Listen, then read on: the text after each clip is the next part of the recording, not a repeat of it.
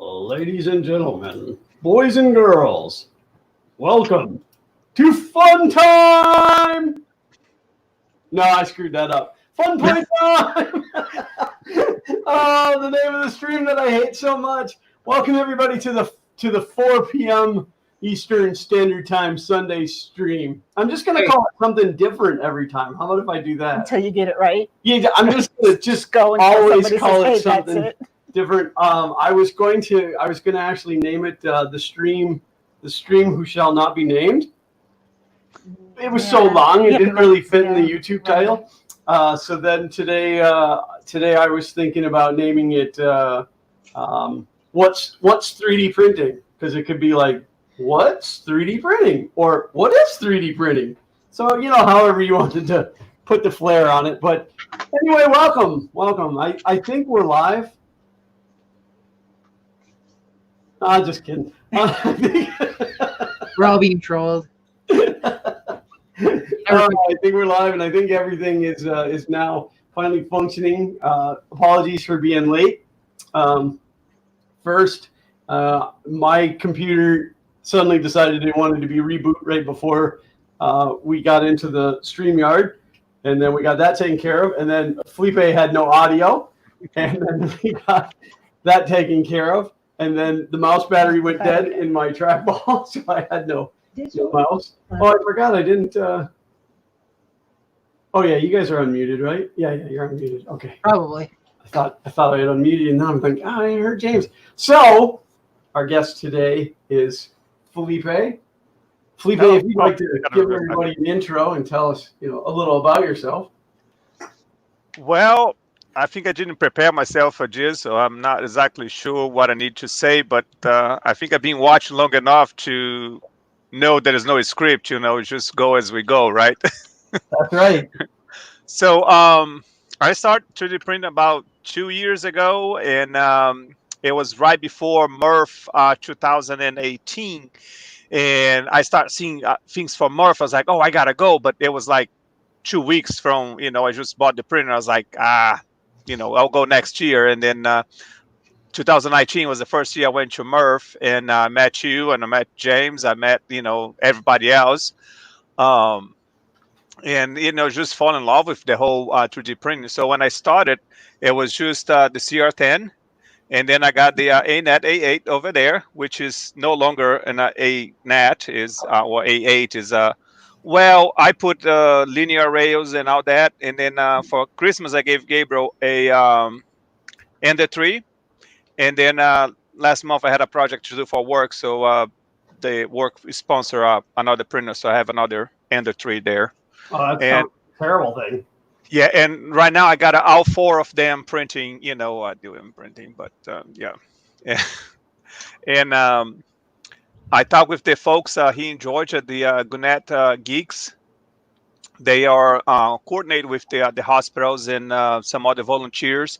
Coca-Cola donate them a big spool of PETG for the face shields, so they are laser cutting them, and me and several other makers are 3D printing the parts, and then somebody else is going and sanitizing and putting together, and then somebody else is going to deliver to the hospitals. And I contact them. I was like, hey, I'm about to run out of filament, and I don't know where to get it. And they're like, oh, don't worry about it. We just placed a large order with Micro Center, Amazon, and Prusa. And I was like, oh, that's why I can't find anywhere. You guys. Yeah. So, but yeah, and right now I'm printing a camera support. I have a 2 monitors here in front of me, and I'm just printing a support to put the camera right on the middle of the screen, so I can look at the screen, and then the camera will be right there on the middle of it. So, and it should be done. Oh, it's actually done. So I got to go get that. So I'll let James talk a little bit while I do that. Good timing. All right, James, give everybody your intro. I'm James from Print and Play. I 3D print mostly arcade cabinets and other 3D printers. I don't know. I think if you're watching this, you probably already know who I am. Glenn and I just kind of go together, almost as much as Glenn and his co-host today. I think more so much. When she came to me It was like what, Monday or Tuesday? It was early. It was last early in week, the week. and I don't She's know like, what made me think about it. Just, she's like, I'm thinking about joining you next week. I'm like, I thought she was completely just like screwing with me. I'm like, oh really? And she's like, yeah. And I'm like, oh okay. Like, I'm just waiting for it to be a joke. yeah. So then, like, not really anything was said through the week, and then so I said to her today. I went down and I said, earlier this week you told me you were going to be on the stream with me, and she's like, yeah, and I'm like, well, are you? And she's like, do you want me to? And I said, listen, I want to know if you're going to be there because I'm going to announce it. I figured this could be the largest audience we've ever had. oh, I doubt that. Well, people all the time. How come your wife never joins you? How come your wife? And I'm like, Well, it's a 3D printing show, and I really don't know anything about 3D printing. So, Kay Cameron's in chat. I tried to convince her to come on at the same time, but she's pretty tired. She's been pretty beat all weekend, so I didn't want to push. dude, stop beating your wife. Hey now, that's how rumors start. Well, you said she's been pretty beat all week. Who else would do it? You guys are quarantined. that's right. You were the worst. I miss you, Kay. 3D Jimmy said they're good down there in South Florida. South Florida's scary. Ooh. All the time, but now mainly. You guys seem to be framed in over there. Yes. Well, I did promise last week that I would have this thing moved over and on the bench. Now, whether or not I actually get any work done on it, that could be a whole nother thing, but it does make for a great work surface. This lovely sheet of PEI. And it hides me a little bit. So. Well, it blocks. I got like shadows on my face. I gotta sit down like this so I can get light on my face. I feel protected. Yeah, it's a monster, but I need to take the bed off of it because it'll be a lot easier to do the rest of the work without the bed here, because all the electronics are under the bed right here. Well, the power supply and stuff's over here, but I gotta pull all the wiring off of the duet board and then remount it with the Duex and get it mounted back to the frame and get the 2 additional stepper motors wired. And cut the lead screws and and So what? You should have that done by the end of the stream. Yeah, no. Like there's an hour's worth of work there, but you got to do some posting too. I So. could have brought the hacksaw in to cut the lead screws in here and done that on stream. So it's like That'd have been fun. everybody's getting goosebumps. Like, Right on the mic, too. oh yeah. Put the Just mic right down there. This is the one I used to get through the head of that screw on that heater block. It took me like half an hour. That's your Dremel. That's my my environmentally friendly Dremel.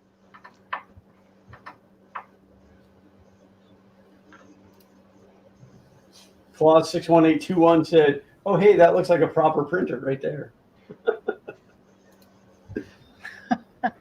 I have to grab something. As usual, my desk was not clear by the time I got downstairs, so I have to grab today's project. I'll be back in 2 seconds. Okay. So you see, Glenn, you complain about the amount of space you have to work with the FK1. I got to work on that little guy there, the portable 3D printer. I don't know if you saw when I show on the virtual Merv, the Verve.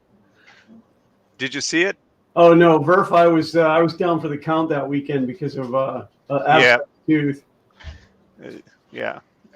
So let me bring the table a little closer here. Yeah. There you go. Yeah. All right. So you went to Earth last year, right? Yes. Do you remember Paulo from Brazil, the guy who had a printer that was inside of a filament box? Yes. Yeah. So because he was from Brazil, I contacted him and I was like, hey, I want to, build that. And he was like, well, I don't have the plans ready. And he's an engineer and he tends to kind of trying to get perfect before he releases something. And I was like, well, but I want to, bring your idea here to the US because I thought it was, genius. And then he's like, well, I'm going to make another one who is going to fit inside of a Makita box, which is just box here. We Right. just outed the name on the top. We, of course, 3D printed that. So if we open the box, we got here some parts. We got our carriage here. And of course, when you're doing that on camera, it looks harder than what it actually is. Right, right. Yeah, no, his little one that he had at Earth, I was super, super impressed with that. So here is the hot end. If you guys can see it. It is just a snap in place. There's a 4 magnets there. And here is the extruder. The display, I was supposed to work on getting the something to hold the display here. And somewhere in there is a spool holder. You've got a little spool right here next to the machine. So let me find the camera. Okay. Going for a ride. Yeah. Yeah. This goes right there. So here's the extruder. That's the bed. So it can do 150 by 190. This is just a piece of acrylic, 3mm acrylic, and just a little bit of PEI. PI on the top, and no heat. So just prints PLA. And no heat with PEI sheet? Yep. Huh. And stuff actually sticks to it? Yeah. Like I print just here. Oh, it was printed over there. Wow. So this little guy here was printed over there too. Wow. So I didn't know that stuff would stick to PEI if it wasn't heated. No, Yeah, I was always told that PEI would adhere without heat. Yeah. Now you see the first layer, I squeeze quite a bit. Yeah.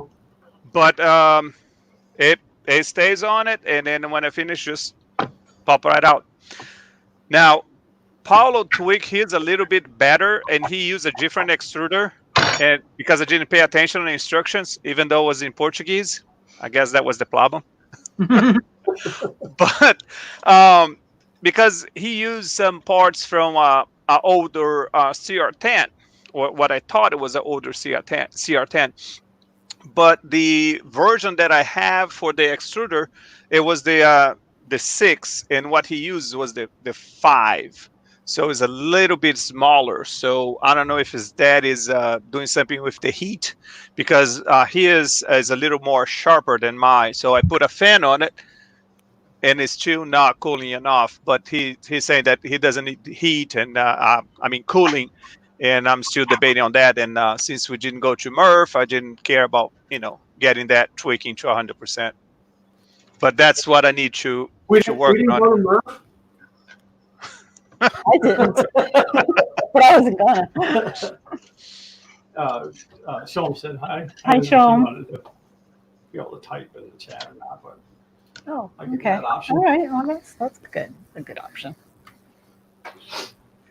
Yeah, no, that was really cool. He had brought that thing over to the FKB booth, and he really just wanted to show it to Chris. And then Walter and I got to see it because we were there too. And I was really impressed with the way that thing, like the tolerances on it were amazing, the way it snapped together and stuff.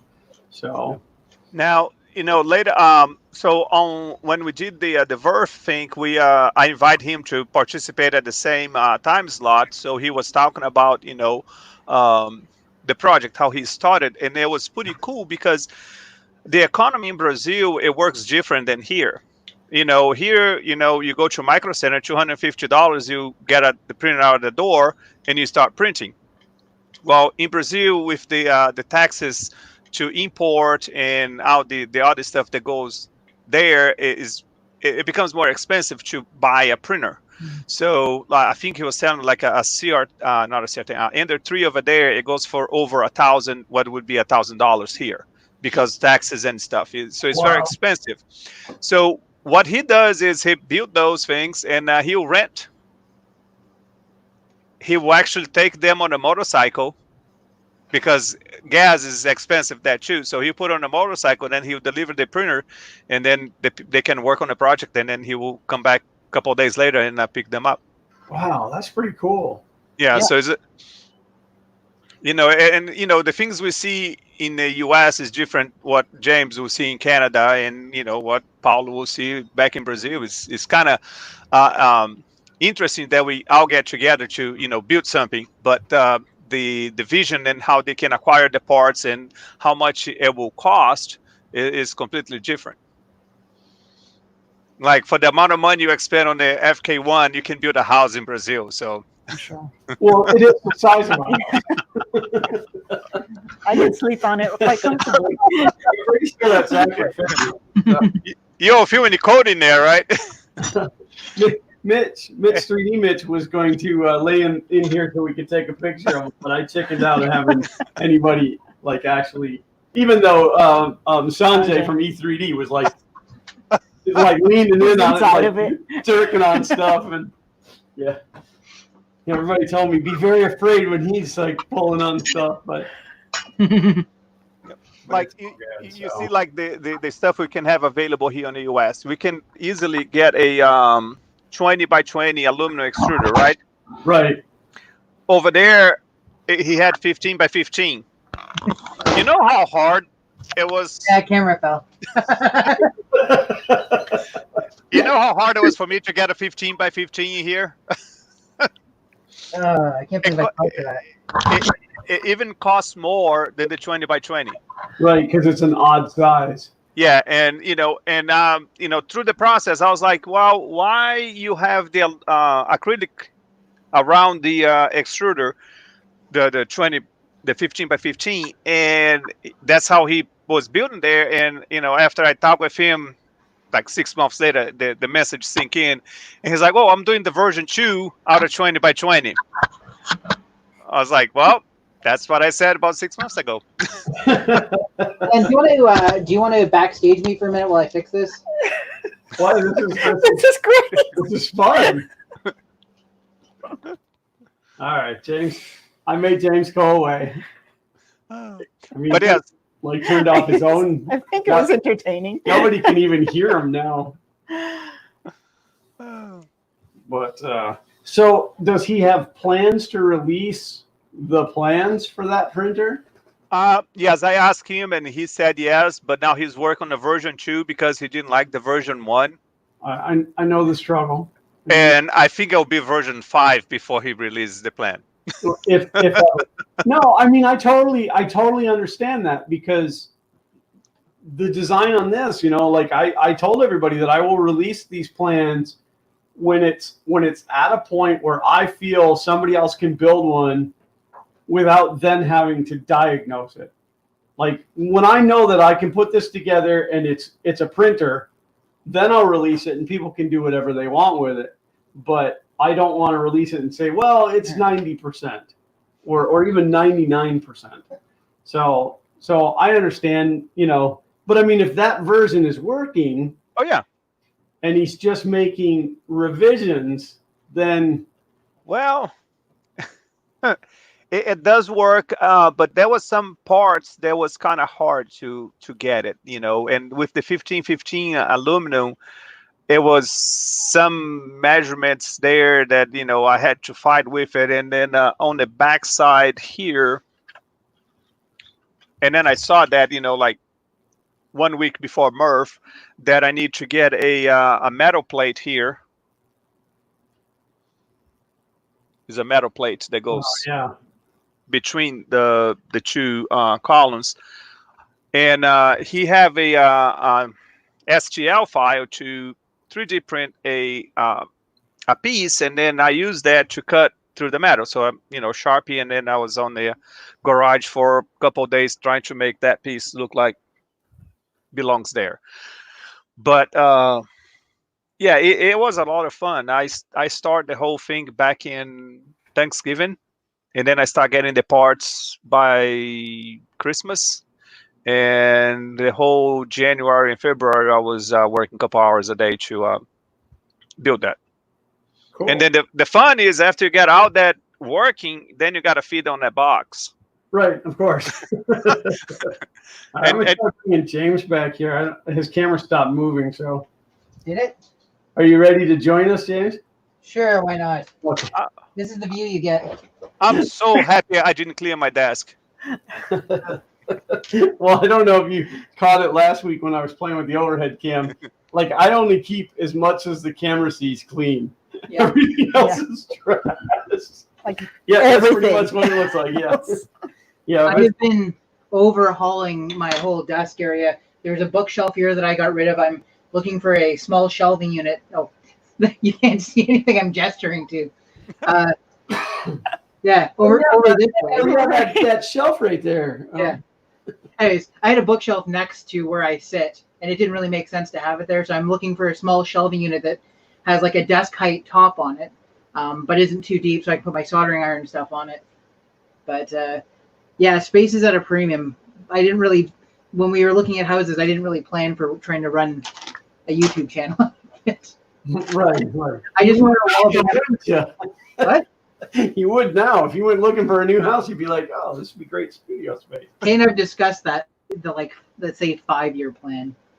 But well, before we ended up renting the apartment to Grant, the apartment is 18 by 26, I think.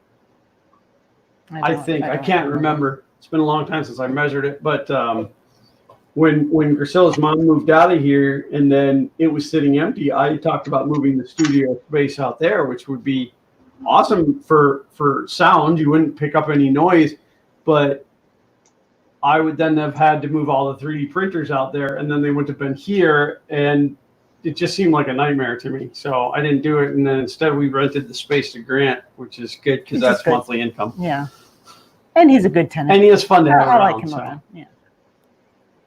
that's good. Yeah.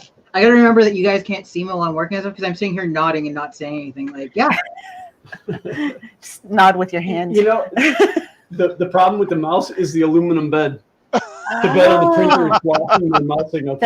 Can you put it down here? The computer is way down there. Oh, but you see, Glenn, here on my setup, I have one computer here on the desk. That's the one that Gabriel normally uses to do the VR. And then inside of the arcade machine, I have the computer that actually I'm using to do the broadcast. And I have a cable that goes to a USB splitter switch box. And then I have the USB dongles for the wireless stuff right on top of the desk. Yeah, well, I actually have a hub sitting, I don't know, somewhere up there. It's being blocked. And I could move it up, but normally it's not a problem. Normally it transmits right through the wooden table. But I just noticed it was like really being buggy. It's the aluminum plate. It's the heater. Oh, the heater? I bet it's not the aluminum plate. I bet it's the heater working like a Faraday cage. Yep. Yeah, because they go back and forth, right? Well, yeah, because it would have to. Yeah, it would be just like big wires like this. But yeah, Tony, no, it's not. It's not a mouse. It's a trackball. So. So not that you can see much of it, but I've been working on a 3D printed frame for a 3D printer that's modular. So this has been the outcome of it. This is version 1, and essentially this one's designed for 330 by 330. But you can print different size bars and here and here, as well as different heights of the frame, and reuse a lot of the parts. So you can go from 200 up to, I don't know, we'll find out how big it can go before it starts to be a terrible printer. But I just need to get it slightly bigger than the FK1, right? That's right. And then I would help you do that however I could. Hey, James. Yes. Look what I was playing earlier today. Oh, there you go. Yeah, one of those little switches went out, and actually it was the up, and I had a spare one that I just put on the arcade machine. My youngest son was watching, what What are you watching again? The Pixel, and then he wants to play out those games from Pixel. Oh, That's the Adam Sandler movie. all the games from That's the a good 80s. movie. Yeah. Come over here. So Claus 61821 wants to know if there's anyone in the U.S. that sells flattened heat beds. What I did was I'll eat it later, but come over here. I bought Come a over piece of Mix 6. This is Okay. actually over there. AT. I don't know. It's Alcoa's, I think, but it's tool and jig plate that is actually milled to be accurate to 0.01 millimeters. So, but the problem is you can only get it as thin as 1/4 inch thick, which is fine if it's not too big. If it's too big and you're moving it, it's a lot of mass. It's very heavy. The bed is 19 pounds on this. So, but it is absolutely flat. Now, if there's anybody like rolled aluminum, like if you just buy a sheet of aluminum, it's always going to be warped somewhat. Not that normal people would ever notice it, but to us, 0.1 or 0.2 millimeters is huge. So I don't think that you're going to ever find a 3D printing bed that's actually flat. So It's just the nature of the beast. That's why the larger the printer gets, the more likely it is that you're going to have to go for ADL. yeah, which is a good plan anyway. But what company and how much? Okay, so this particular piece came from Midwest Steel Supply, and it was I want to say $120 plus shipping. That's not cheap. I bought it. But obviously this thing is huge, and you can get it cut. They'll custom cut it to whatever size you want. You have to pay the cut fee, but they'll custom cut it to whatever size. But yeah, it's tool and jig plate. So, and it's got, you probably can't see it, my detail camera's not working, but maybe if I go to the overhead.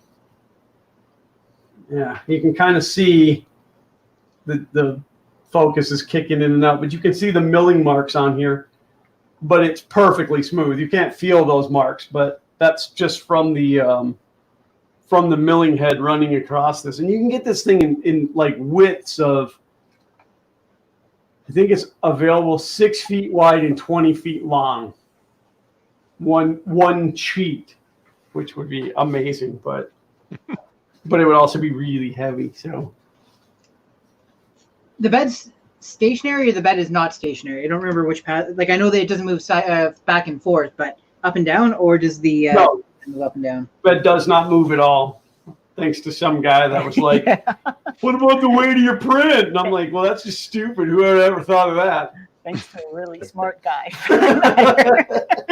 I'm not smart. I'm just, I brute force everything and then tell everybody about the mistakes I made. Gotcha.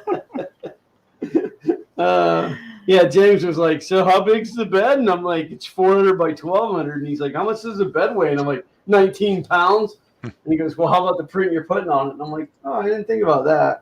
And to be fair, I believe when we had the discussion, you'd already done the math about like how much power and torque the motor's going to be able to put out, and the inertia and stuff like that. And then I was like, okay, but you could be adding up to like 4 or 5 kilograms for your prints, right? Yep. Yep. I had it figured out that it was going to require 2 Y motors. And they might not even have been NEMA 17. I might have gone larger than that. I don't know. I'd have to go back and look at the original design. But I just realized I installed this motor backwards twice. Chris said that's for the FK2. We just make it like the FK 1.1. We have to go all the way to 1.2 or all the way to 2. No, this design will be scalable somewhat. I mean, I would think that you could go this way. Like you could go 1200 by 1200 relatively easily, but I don't know. I don't know if I would go much wider than this, just because of the flex in these frames. So, but being that this is all 28 or 2060, yeah, these are 2060s. already. I mean, both ends and the front and back. So it would be really easy to square this thing and do a 1200 by 1200. But I couldn't imagine. I couldn't imagine how long it would take to print that big of stuff. But we haven't used this to its full capacity. No, not yet. We're getting there. We're getting there. What's the biggest successful print you've had off of it? Is it back here? No, it's out in the garage. It's in a tote in the garage. It's a 1 foot tall Makey. And how did it turn out? Pretty good. I mean, there's a couple of issues up in the head where there was gaps, but I don't think I had enough shells on it. Looked like somebody sliced him in the head a little bit, but Paul Comer wants to know, could you do a 20 by 20 by 20 size 3D printer? Well, 20 centimeter, that'd be 200 millimeter, be easy. 20 millimeters would be nothing at all. Somebody's asking, is 20 miles? Yeah. Without the measurement in the unit, maybe it's 20 inches by 20 inches? Oh, who uses standard with 3D printers? I agree with Clint. Yeah, Clint said we're still waiting for you to print a giant well, he actually said Bemchi, but I'll let that slide. Here's my giant Bemchi right here. So for those of you who don't know, I can only go to 998.5% scale on a Benchy on this printer currently. What cuts it off? Because of the height. And my OCD won't allow that. So I'm actually replacing all 4 of the uprights to make it high enough so I can go to 1001%. Size-wise, what's the difference there? Like, how many more millimeters do you need to get to the... Like 5? That's a kick in the groin. 5 millimeters. Oh, jeez. How many hours is it going to take you to fix that?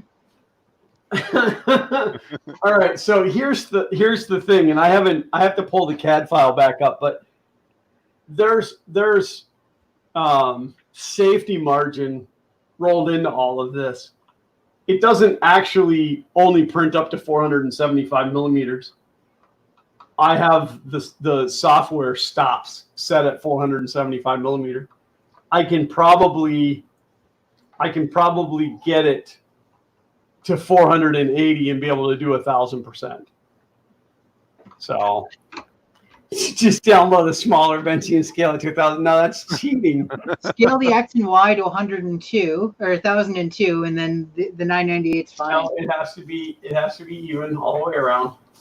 So, but no, I need to take some measurements and figure out for sure. But I want to know before I cut the lead screws, because I ended up I bought 2,000 millimeter lead screws, but I asked them to just send me 4 1,000 millimeter lead screws to save on shipping. But I don't want to make it 1,000 millimeters tall because I won't be able to get it down the stairs.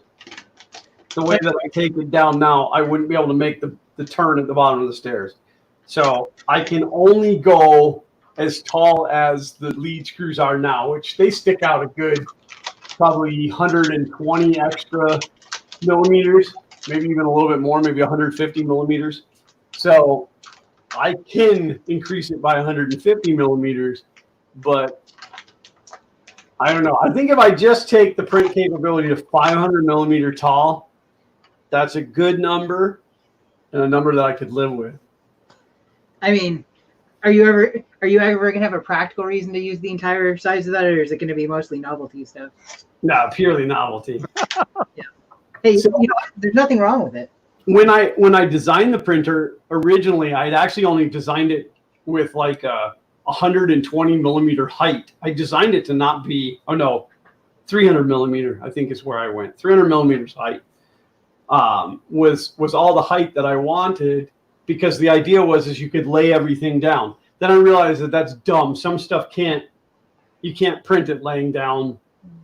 You need it to be upright. Say, for instance, the Eiffel Tower. Yeah, that would be a really hard print to do on its side. I mean, it's a hard print to do standing up, but So then I thought, well, with the bed not moving, it's the perfect printer to do tall stuff because you're not moving that print around. Yep. But I also thought if I only made it, this high, getting in and out of there was going to be, like to work the part and to wipe the bed down and all. So you wanted something that's big enough that when Zach's old enough and he wants his own place, you just put walls up on it. And it's good. There you go. Right. You call it Zach Jack. I think originally I decided on 400 millimeter. I don't remember how it ended up at the 475 mark, but I think what it was I had picked a height for the uprights, for the extrusion, and then figured out the best printing height for the carriage. I think that's how it came to be. So there wasn't a lot of science behind it. Andy asked if could you not design some sort of quick release system for the corner brackets? That way you could break it down, write down a lot quicker. Maybe yes and maybe no. Right now I could not because there's actually a cable assembly. There's an equalizer cable on each end that stops the carriage from moving like this. So it would be impossible. But the other problem is the frame around it is actually bolted into the end like this and in like this. These don't sit on top of it. The frame actually runs into these. So you would then have to make it break above that, and then you're going to lose some of the stability. But honestly, I don't really intend on moving this thing for much longer. A couple more shows. Yeah, maybe a year more worth of travel, and then at the most, the only place that it'll ever go is Orlando Maker Fair, and I'm not even sure this year. Like, if they have it 2020, it may be the last year that it shows. So. That's like the full size arcade cabinet I did. I'm not taking it to any more stuff. I feel like I'm just asking for trouble. Every time I come back, or take it back from an event, it's a little bit creakier. It's a little, Yeah, absolutely. I mean, a little more movement and a little bit more movement. Clint said a 1,000% Benji would be 600.01 by 310.04 by 480. So there's your 5 millimeters because this does 475. So it is possible that I could squeeze it, but at the point I said that I was going to change the uprights because I have to change all the lead screws anyway to go to the quad lead screws. And so I said at the point that I was going to change everything, I was going to make sure I could go to 1,001% benching. You always going to go 1% beyond. 1%. That's with your OCD also? Well, yes and no, but like everybody else would target 1,000% benching. You just got to one up everybody. Well, you shouldn't be advertising it does 1,001 because then somebody tries to tie you or whatever. And I'm really going to do it as 1,002 and not tell anybody. Yeah. And then you'll be like, well, yeah, it'll do up to 1,000. And then somebody will be like, oh, I just made one that does 1,001. You'll be like, oh, 1,001.1. And then that guy's going to go back for 20 hours redesigning all his stuff to try and get it to 1,002, and then you'll tie him. And he said with 100% infill. Well, it's funny because, excuse me, when I first sliced it, just playing around at the 998.5%, I sliced it with a 20% infill and a 0.2 layer height, and it was going to be 15 days of printing. At 0.2, well, I think you can probably go a little bit bigger than 0.2 on that type of scaling. Yes. Well, I did buy a 0.8 nozzle for the printer, but after I played with it for a couple of days, I decided that I had no business trying to learn how to print with a 0.8 nozzle before this thing was properly tuned. So I have one printer that's running a 0.8 nozzle, and it's because I had to replace the nozzle, and I went through my stuff, and it turns out I was out of 0.4. I was like, well, decision's been made for me. So also, I need to get a dehumidifier for the basement. I'm now printing exclusively in PETG because of the stuff I'm printing, like for the hospitals and stuff. Right. And I've never had to deal with moisture before. So I stopped printing for a couple of days, and all of a sudden I start printing again, and all I hear is popping. Yeah. And I'm printing out stringier. Like, PETG sucks in the moisture very quick.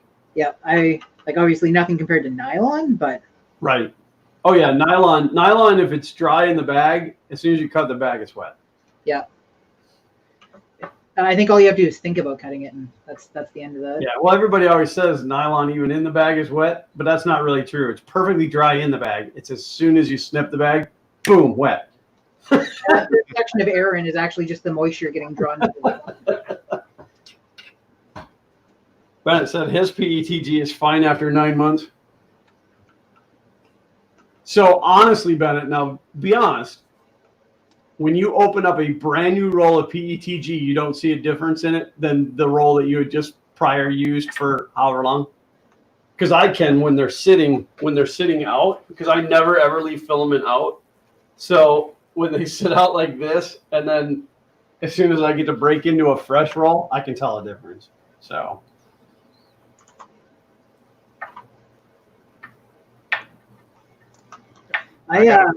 Be right back.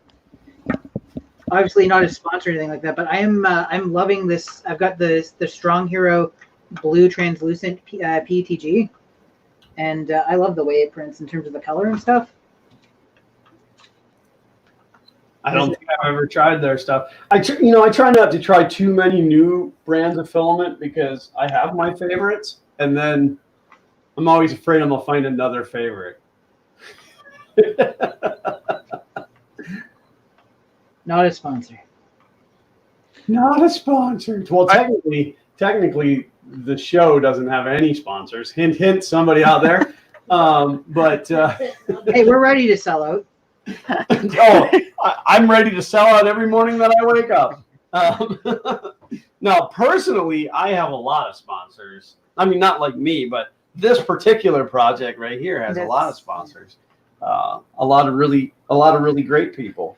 So, Jay Griffiths in chat asks if there's a smell difference between PLA and PETG. I actually find PETG has almost no smell versus PLA, which has that sort of sweet. I always say like pancake smell. It's kind of, you know what I mean? It smells a little bit like heated Aunt Jemima syrup. PLA has that little bit of like sweetness smell to it, almost like cotton candy. Slightly pleasant. Yeah. PETG, I don't notice any smell either. Ricky said it's not selling out, it's cashing in.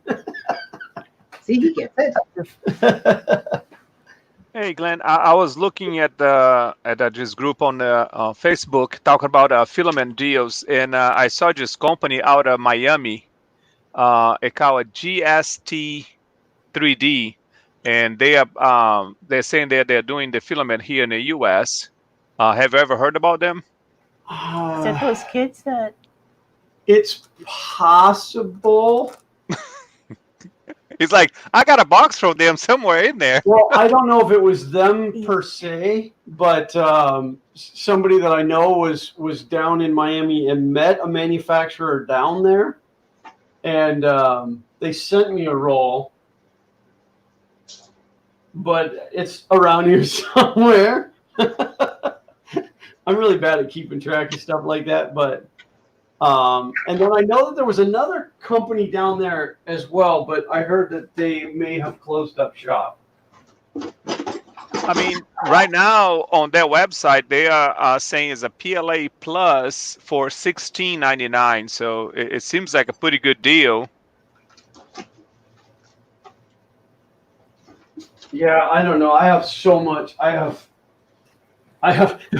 so much filament laying around that I don't even know. Yeah, let me rephrase that. I have no organization to my filament, so I don't really know. I used to keep it all in this cabinet. I don't know, is this cabinet on? I don't think you can see. Just you a little kind bit. of see the. I used to keep it all in this cabinet, and then it overflowed, and now there's a huge stack of it. That's Hatchbot. But this was a while back, so it may still be in there. Yeah, Melt Inc. was a Miami-based company, but I want to say that I just read that they may have closed up. I don't know that. Somebody can confirm that. They just placed something on the second, so I don't think it was them.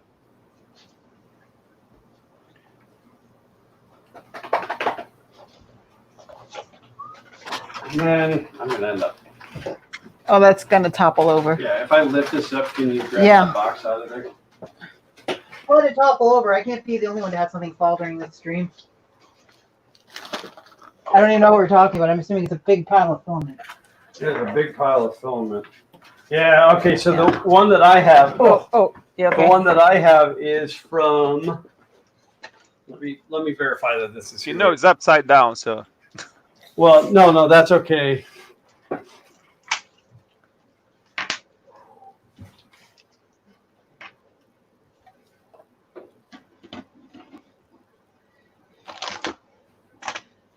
I'm pretty sure this is the one. I'm pretty sure this is the one that I got out of Miami, which is it's Recreate 3D. I think there's no address. I mean, I got a business card. 786. 786 South Florida. Yeah. All right, so that's probably the one that I got. So, and he has this particular company, if they're still functioning. Yeah. They have their own extruder line. Because I seen video of it and stuff, but I think Sandra wants to say hello. you want to come in and say hi to everybody? Hello. Gabriel's hiding over behind that wall. If you can't see him. He said he was streaming something at 3, so I don't know if he's done with his. And that was the whole reason why I got a new modem. It was because both of us couldn't stream at the same time. And actually, they only cost me another $15 a month to go from 200 to a gigabit. So.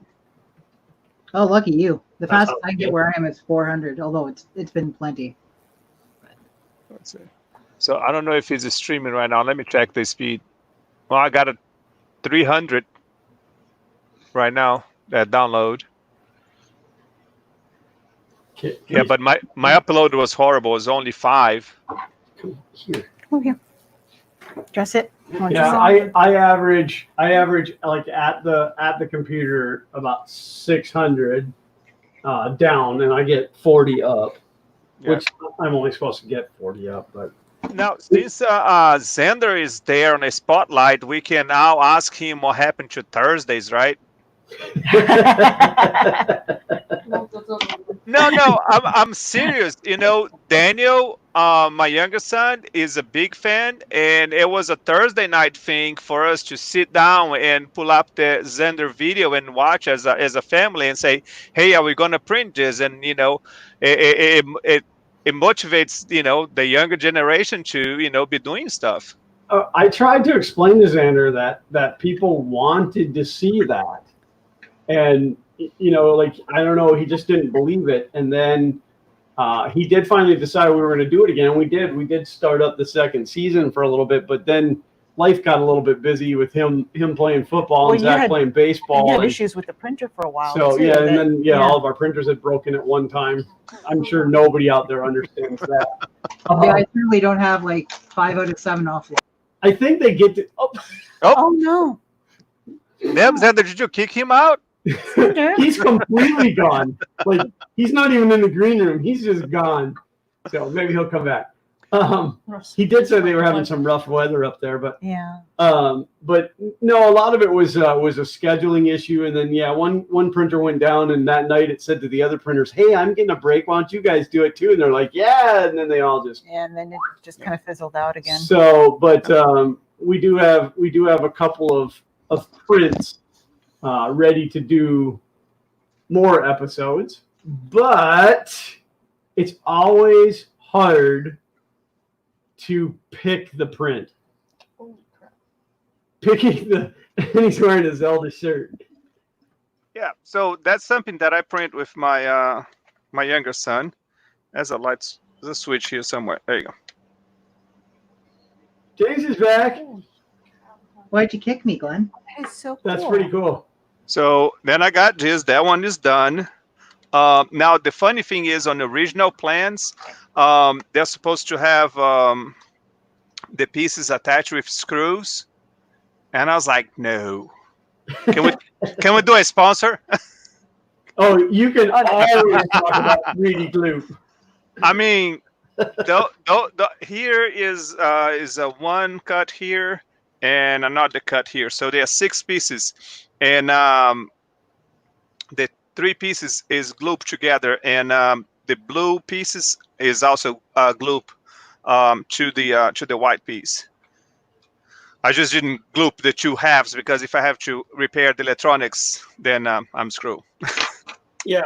When you move up into the 55-gallon drum of glue, that's when you truly made it. Yeah, it says Gloopmas 2019 on the top. Now, the other one I'm working on it.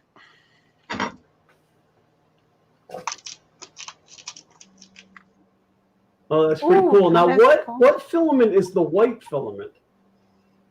What do you mean white? It's not white. It's clear. Oh, it's a natural. Yeah, it's natural. Yep, that's what I use. You don't have enough studio lighting. You're kind of dark. I couldn't tell that it wasn't white. It looks like the table behind you. No, but then I wanted that to. I think that will pass the light better. So, yeah. Cool. And I was gonna buy the stuff from Adafruit, but they in New York, and they said they're not shipping straight yet. So I'm waiting for. And then the parts I need for Jizz is out of stock as well. So. Very cool. Yeah. And then Xander think I'm playing that we watch as a family, but I got a shelf here on the side, which I have the things we done that right here. That looks like IKEA stuff. Yeah. Yeah, it is. It is an IKEA stuff. I recognize those. I mean, just room here is IKEA. That is there you go. Those are the Alex units. Yep. And the bolt, I got a two. That's over there with the drawers on the middle, and I got that piece there. Is our IKEA. Oh, yeah, I'm a big fan of IKEA. So. Let me get something that I print that was because of Xander. Give me a second. Okay. So every time Felipe takes his headphones off, he can't hear us, and we can say whatever we want about him. I just don't have anything mean to say. I'm Canadian. No, he's a nice guy. I like him.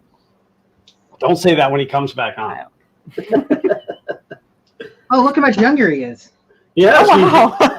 he's shrunk and put on Minecraft jammies. I have those Minecraft pajamas. I don't. I am wearing Mike's shirt today, though. I think I saw him mention in chat. Yeah, he did. I put it up on the screen, but we were in the middle of a conversation, so. He gave it to me. It's up on my. Now, just one was printed in one piece. What's that? It was printed in one piece. Did we do ours in one? No. I think we did ours. We did ours, yeah, so that we could do the colors. Now, Yeah. when you print like this, and then you have to take them apart, might as well print 2 pieces. But I think yeah. because you had. Oh yeah, that's right. Yeah, we had to snap the wings down into the body, so it was actually 3 pieces. Yeah. Yeah, and it was really hard to to snap put in. Yeah, I remember that. And then he gave it to me. Yes, because I hated every little bit It of it. was, I liked We it. I like that we dragon. like the flexi stuff. Really All Oh, the you didn't put it together. no, I don't think that it's print cool. is awesome, but takes a long time. Oh, that is cool. It's a marble. It's got a Oh, that's screw inside so of it. It brings the marbles cool. up, and then they. Wow. Can you guys see I would love that. the balls going around? Yeah. Oh, yeah, look at that. That's neat. Now, the thing is, we're supposed to order like 5 of those marbles or little balls, but they don't sell 5 of them. No, you got to buy 100. Yeah. Oh dear. Yeah, we can do quite a few more of those. Or buy a slingshot, one or the other. But yeah, just one was one of those filaments that everybody shows at Facebook, with multicolor stuff and Right, but you need a print like that to truly show that filament. Like, it sucks to use that on small stuff, and then like maybe you get one transition, or it goes through the whole print and never transitions. So I like printing like a bed of like say 50 or 60 maker coins in it, so each one of them ends up being unique. They all have the same feel to them, but the color between them is different. And the first time I did a set of that, the first half of the roll was like pink and baby blue and stuff. And Kay was like, I don't know, I think I'd print more in the solid color. I don't know if that's going to be super popular. And all we came back with was the solid color ones. Everybody took the multicolor ones. People want stuff made in a premium filament, not that cheap, crappy filament. Well, that was a rainbow silk filament, and so far the only thing that I've found silk filament to be good for is stuff that's visually nice. Because and I don't know if it's just me, but the layer adhesion on silk seems to be significantly worse than just regular filament. Yeah, you gotta turn it a little hotter and print a little bit slower. So. I'm gonna tease Xander a little bit. Oh, I got another project here. Look. Oh, cool. That's awesome. Sure. You gotta put that. And I'm gonna if he show up back, he's like, Dad, when are you gonna paint again? Because I just paint the blade, and now he wanted me to paint the whole rest of it. Yeah, that's how it works. Just adding the belt tensioner to the. So Xander is. I'm done. That's it. For those of you out there. No! Wait. Where did you go? Here.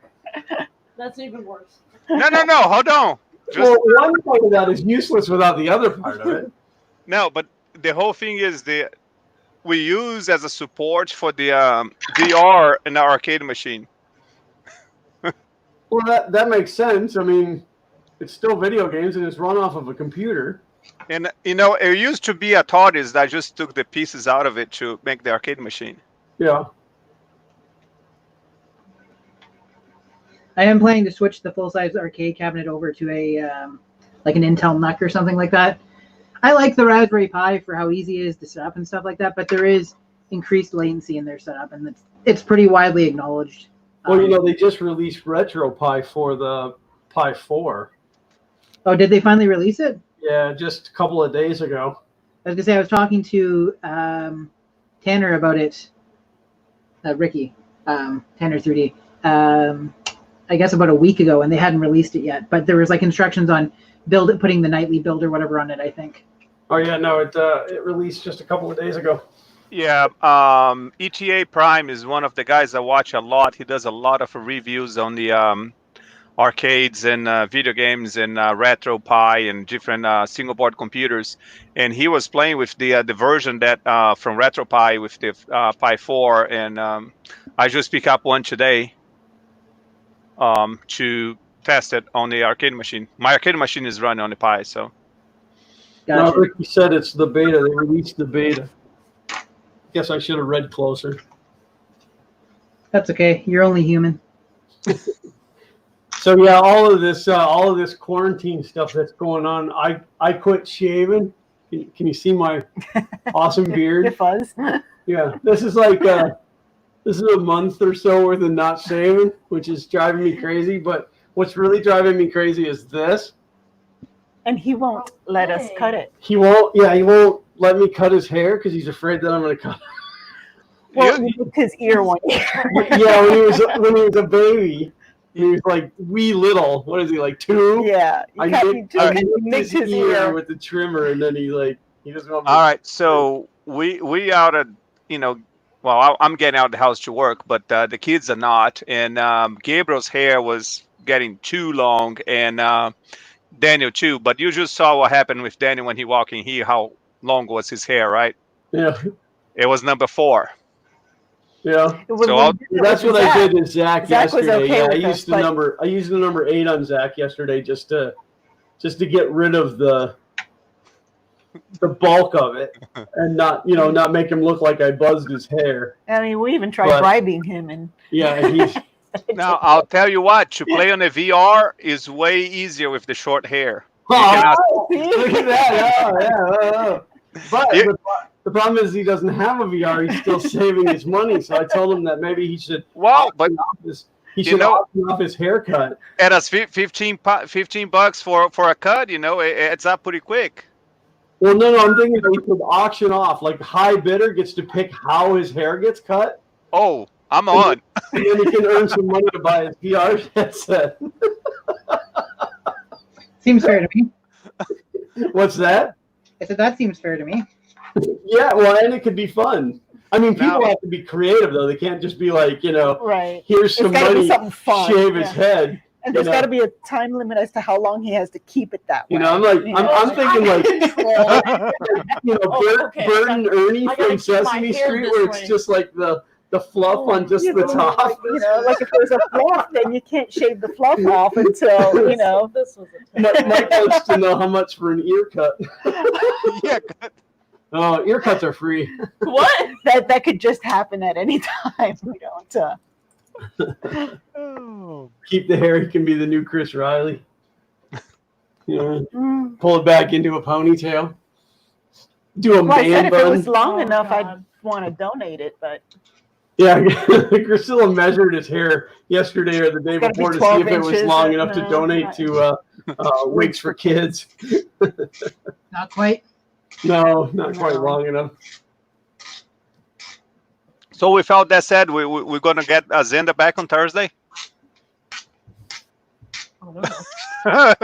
We are working on it. I have a couple of things, but again, the hardest part about the XTTs are picking the model.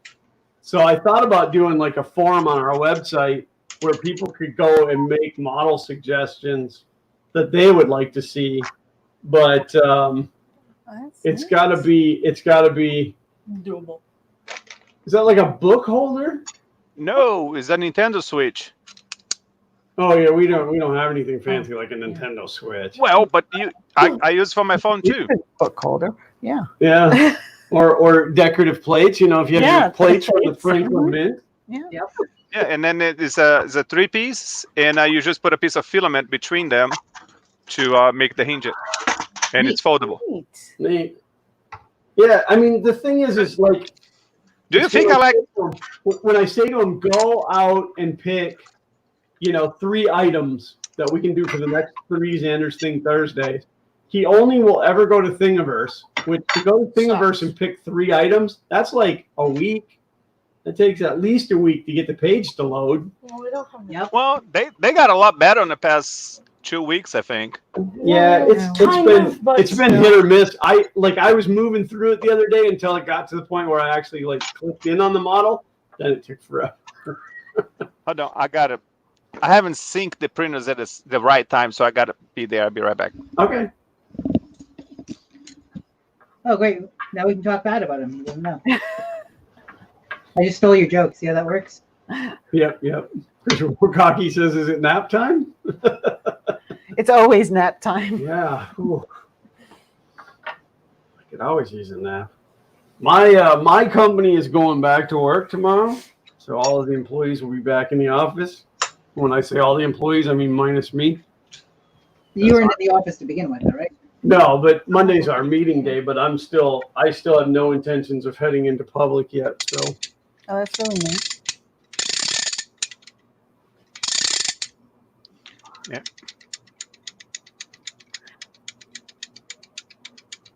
that's neat. Does it have a function or? Wait a minute. We're talking about 3D printing parts, right? Yeah. Yeah. So that's what it is. Okay, well I didn't know if it No, my wife asked the same thing when she walked home. Was like, well, so what does it do? I was like, Yeah, that's it, honey. And rubber band or something. no, that model we got right the week before Murph last year, and we gotta print that. So just one is the version that you put a metal spring here. So if you turn that spring all the way down, it's gonna go for I don't know an hour without stopping. Yeah, and then they have another one Gabriel got on his room that is with the PLA spring, and that will go for a minute or 2. But yeah, that was another nice project, and those are pretty cool because you have the 3D printing parts, and then you have all the screws that you have to put together and assembling, and check it out why it's not working. Just one is a little bent, so I gotta hold it just right. That's pretty cool. Yeah, there's a project that I've wanted to poke around at, and somebody might have already done it. But when I was a kid, we had a clock that it had an arm, and the arm would pick up a metal ball, and it would put the metal ball in, and then when it got 60 balls for 60 seconds, it would dump down into the minute. Like it would put one into the minute, and it would dump the rest back down, and then it would do it again and again until the minutes hit that 60, and then it would drop one into the hour. And it would go through this whole process. This arm just kept coming around. And I always wanted to recreate that 3D printed. But other projects are in the way. Yeah, I see one. I see one of them. I didn't make as much headway. Well, sorry, I thought it was closer to 6. I was about to say I didn't make as much headway on this tonight as I hoped to, but we still have almost an hour. Yeah, you still got like 50 minutes, man. I should be able to get first print off by then. Yeah, absolutely. There's no firmware on the board or board attached to the frame, or It actually takes like 50 minutes to print a Benchie. Speaking of 50-minute printing Benchies, oh yeah, we were supposed to talk details about that. that was Anyways, that was your segue. that was my segue. That was your segue into talking about it. Yes. So we what are we calling ourselves this week? I don't know. It's more important. What are we going to call ourselves next week? We at Glenn and Company wanted to do a little something fun for the next week. So we are launching a contest to see who can print the best Benchie in under an hour. So if you were at IRF, it is a direct ripoff of a contest that was run there. I am not original. The prize is going to be a $50 gift card for Printed Solid. And the way it's going to work is you have to have the ability to stream your print. So we have to be able to watch it. There will be an hour period next week, I think probably between 4:30 and 5:30, where we will say on your marks, get set, go. You stream, you click the print button at 4:30, and then at 5:30, hard stop, that's the end of it. And we will be flipping between streams, so we're going to ask no profanity and stuff like that. We have to keep it family friendly. But Glenn and I will be watching the streams, we'll be watching the prints come off, and we'll be getting pictures from you guys after the fact. And, acknowledging the fact that this is an objective contest. We are the ones that are going to decide whether or not one is better than the other. But just something fun and friendly. And we will see who can come up with the best Benchie that prints in under an hour. And hard stop at the 1 hour. If your print isn't done, then too bad for you. Oh, too bad. Canadians can definitely win. You can order from Printed Solid, but there will be import fees and stuff. I believe Printed Solid does ship to Canada. Yeah, technically, the prize would be open to anywhere in the world as long as you're willing to pay the shipping from Printed Solid.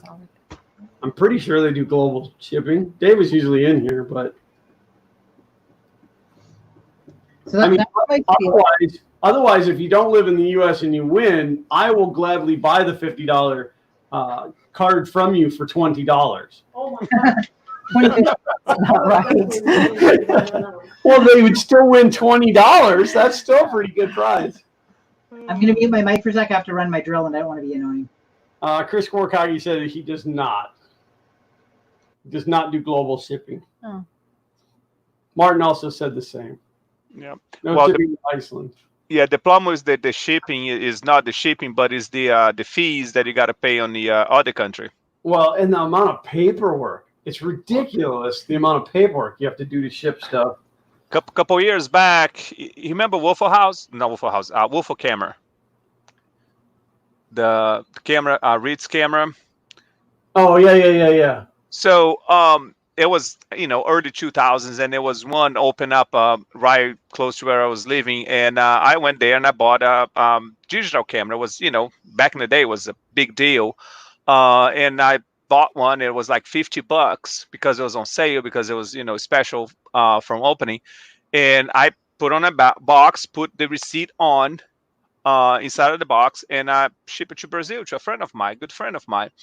And because I knew he didn't have one, and when they got there, their customer said that camera cost $150, and they tax him on 150. And I was like, dude, I put the receipt on it, and it was a gift. You're not supposed to pay anything for it, but customs charged him $150 in fine because of the cost of the camera. Wow. Yeah, so I pay 50. He pay 150 for custom. It's That's too cheap. But if you try to buy there, it would. I think back then was like almost 500 for the camera there.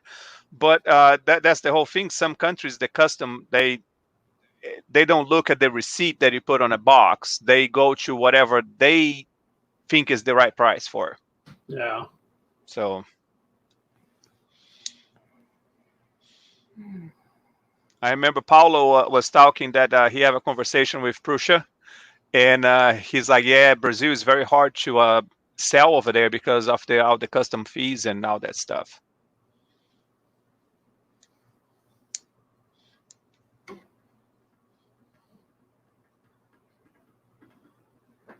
I was just catching up with chat. Chris Warkaki said best 1 hour benchy at 0.1 millimeter layer height. Make it a challenge. So, well, and then James, did you tell everybody who the judges were going to be? I think he said you were. Well, We also have a blast from the past. I don't have confirmation that it'll be here for the stream or not. He will be judging it at least after the fact, but he may be here for the stream. The Chris Riley has agreed graciously to lend his services to us. I can't think of anybody more qualified to judge a benchy except for maybe the guy that invented it, I guess. yeah, even though Chris Riley and I don't get along anymore, he did agree to. Oh, okay. Yeah. Sound like a 3D printed ViewMaster? No, it's the Labo, is the cardboard thing that you put the switch inside. Guys, I think this might end up working. I don't know why I would think it wouldn't work. It's literally just a rip-off of existing designs. It sounds like you're running over a cat when you do that. I don't know what that sounds like. Oh, that's a Because we have horrible 3 noise. cats. It's a horrible noise on microphone. Well, I mean, the cat had it coming. I don't even like saying joking things about that. I care about my cats more than I care about myself. Cats don't judge me. I judge myself all the time. Yeah, mine are just crazy. I'm going to wish that I cable tied these in before attaching this to the rails, I think. Live and learn. Well, yeah, you should be making notes on this for the assembly manual. I mean, we'll see if I do one. No, most people James, don't. James, everything you're using there is a PLA for that printer? No, this is all PETG. Oh, PTG? Yeah. But are you going to put a heated bed in there, or? I am. Okay. Which is why I didn't go with PLA. Because that sounded like a bad idea. Yeah, typically the heaters on the print bed are a bit insulated on the down, like on the bottom side of them. So, and then with the air gap in between there, it shouldn't cause any problems. I think Mad Mike is correct. Probably another cat that pushed the cat in front of the car to begin with. That sounds that's right. very true, Mike. It's very true. I think Kay came back. Yeah, Kay's in here.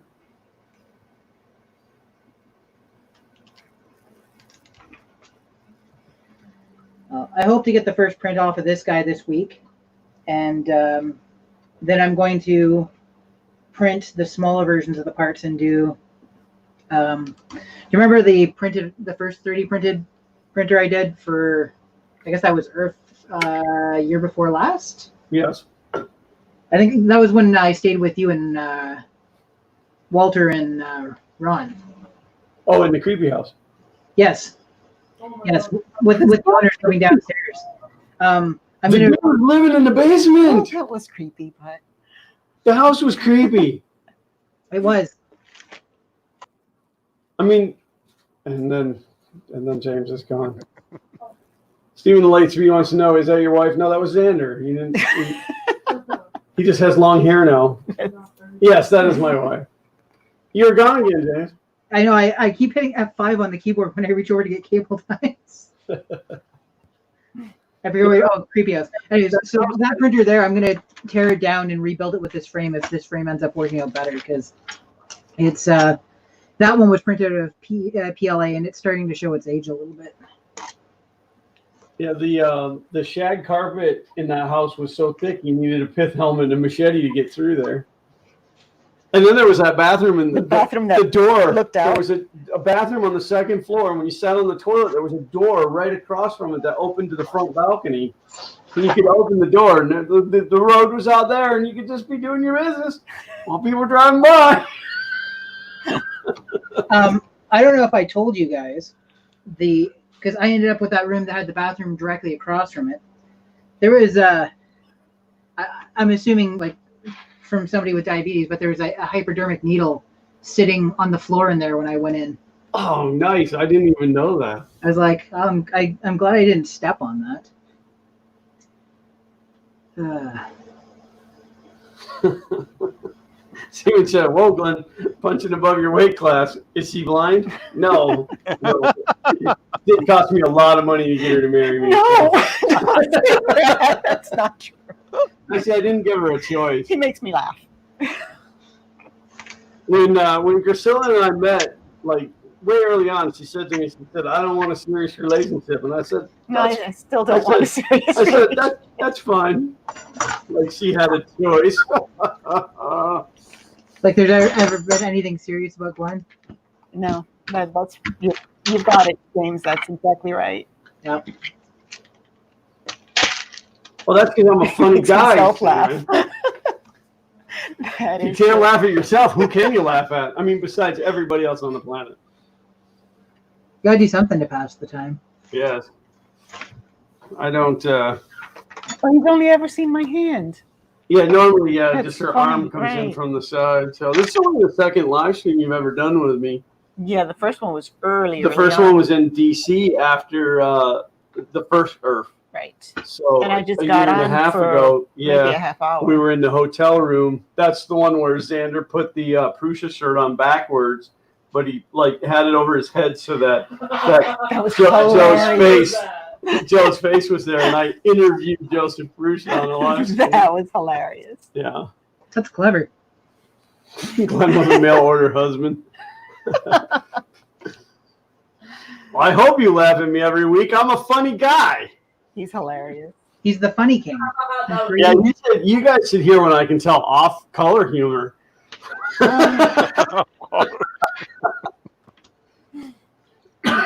Here at the house when I'm not on live camera, I tell a lot of dirty Canadian jokes. Oh, so like regular American jokes?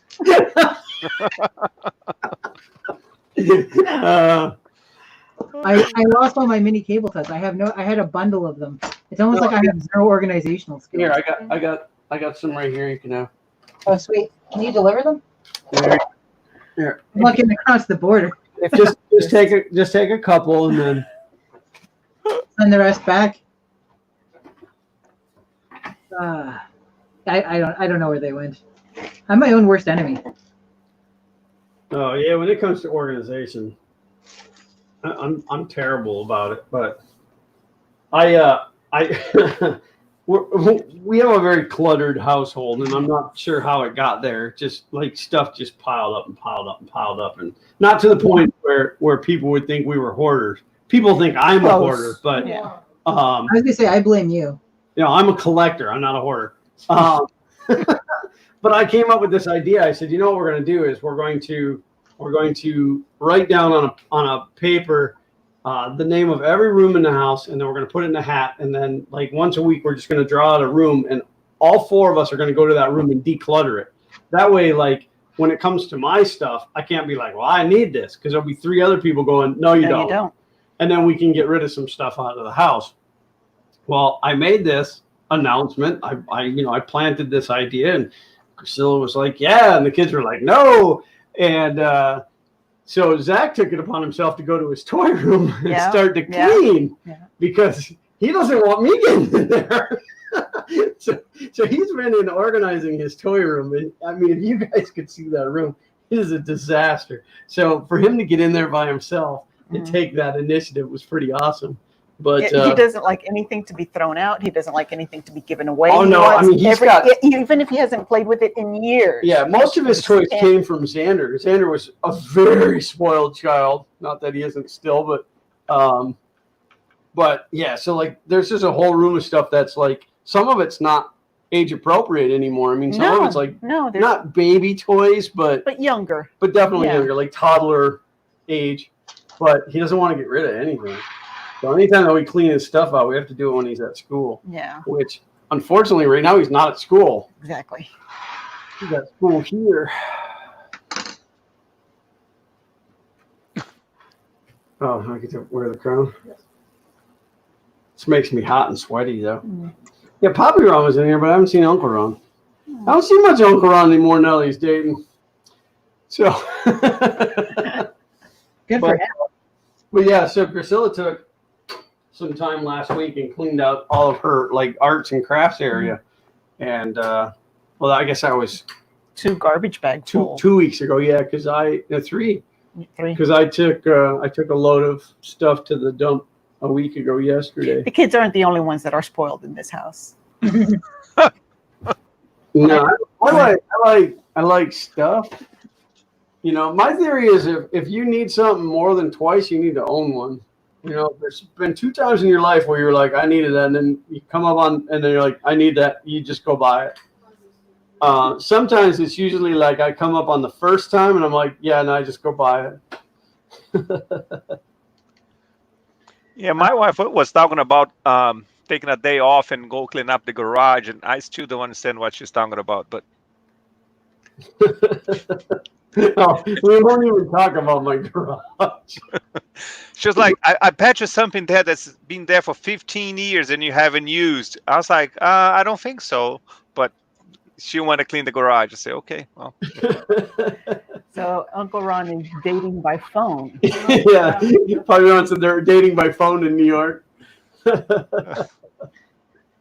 She's a nice lady. We met her, a couple months ago? Yeah. They were down in February. Yeah, she's very nice. So, in fact, they were here pretty much right before we shut down. Yeah. So they were fortunate enough to take a trip before you couldn't. We're supposed to go to a destination wedding in October. Well, as long as the destination is your own house, it'll be fine. Not quite. And the funny thing is, right before they start shutting everything down, we were like, we had to put a deposit down, and they're like, "Oh, do you want the insurance?" I'm like, "No, I'm sure it'll be fine." Oh, deposit's gone. The one I mean, I'm still hoping it happens. The couple that's getting married, we haven't seen them in a couple of years. We were really close, and they used to live in Ottawa, and then they had to move for work and for education and stuff. So we're still hoping it's going to happen, and I think something will happen eventually, but. I make bad decisions, apparently. Kay said November, not October. Oh, November's under. Oh, right. October would be Earth. Yeah, man, I can't even imagine if Earth doesn't take place. Like, because at that point, then Murph reschedule wouldn't happen. I mean, could we really go? When is that then supposed to take place? October. October, yeah, and then of course for us, Orlando Maker Faire in November. That's gonna be crazy. Is always weighing on my head. Well, it was that way last year. Right. You know, like we got back and then pretty much had to get ready to go again. But yeah, so they'll probably reschedule Murph for September. And then October. I think they'll plan that better than that. I would hope so. Anyway, I mean. They should just meet in the DMZ and do it as one big event. Be the Murph Earth. That sounds like not the greatest idea. Yeah, but I mean, who knows? I mean, based on timing, there couldn't Murph could not happen. It may not. You know, which.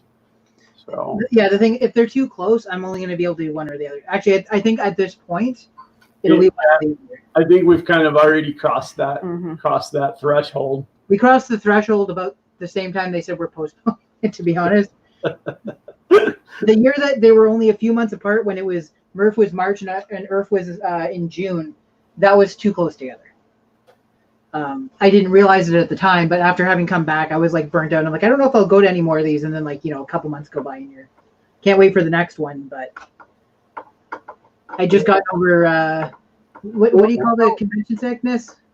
That's funny that you say that, James, because that year was the year I burnt out after Earth. Yeah. Yep. When it was in the middle of summer. Yeah. I was doing a video a week or 2 videos a week before Earth that year, I believe, and I came back and I'm like, I need a break. Yeah. But I was also beating, because you'll remember that was the last event where it was like completely down to the wire. I was like still finishing stuff at the house that we were staying at. Oh yeah, absolutely. I don't know if I'll do sponsored builds in the future. Not that there's anything wrong with my sponsors, but I have this overwhelming feeling that like it has to be delivered perfectly or else I've let these people down. You know what I mean? Yeah. I let myself down on a daily basis, so it doesn't matter. But if I'm letting other people down,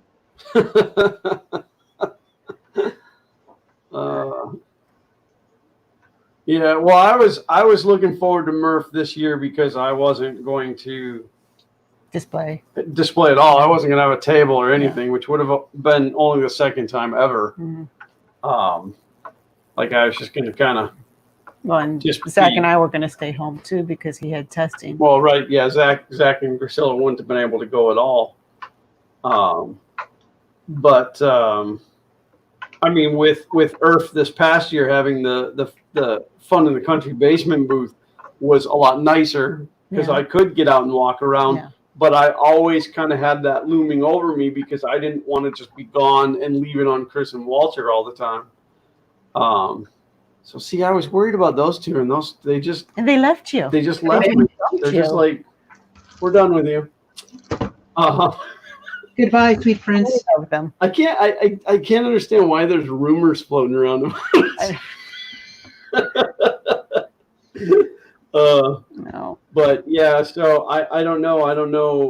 I haven't even begun to make plans for Earth. Although the whole Murph thing, like I was still teetering. Like you hadn't actually made solid plans for Murph. My solid plans for Murph, like before the upset, was that I wasn't going to display. I was just going to go. Right. And then all of a sudden James wasn't going and he had a table. And I thought, well, maybe I'll take James's table then, and I'll bring the printer. So then I started weighing out how to get the printer there. And then but you didn't make reservations or anything because we were.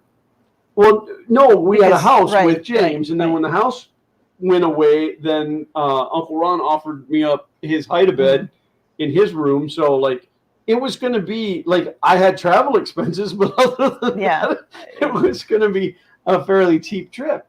But tell the boy, well, eat a lot of breakfast because it's free at the hotel. That's right. Which we do that anyway. Yeah. Well, we as soon as they announced the Murph last year, I think it was Thanksgiving or before, I went and I made the hotel reservation, and Gabriel was so excited about going there, and I was like, I put my days to take off from work, so I will leave here on a Thursday and come back on a Monday, and there was a whole thing planned for be one of my vacations, and when people start canceling, I was like, no, I'm still going until they actually canceled the event or postpone. And I called the company with the hotel, and just like James, I did not want to pay the extra, $2 for the insurance to be able to cancel. So we're showing no cancellation. And I got somebody on the phone, and they say, well, you can't cancel because your reservation has no cancellation option.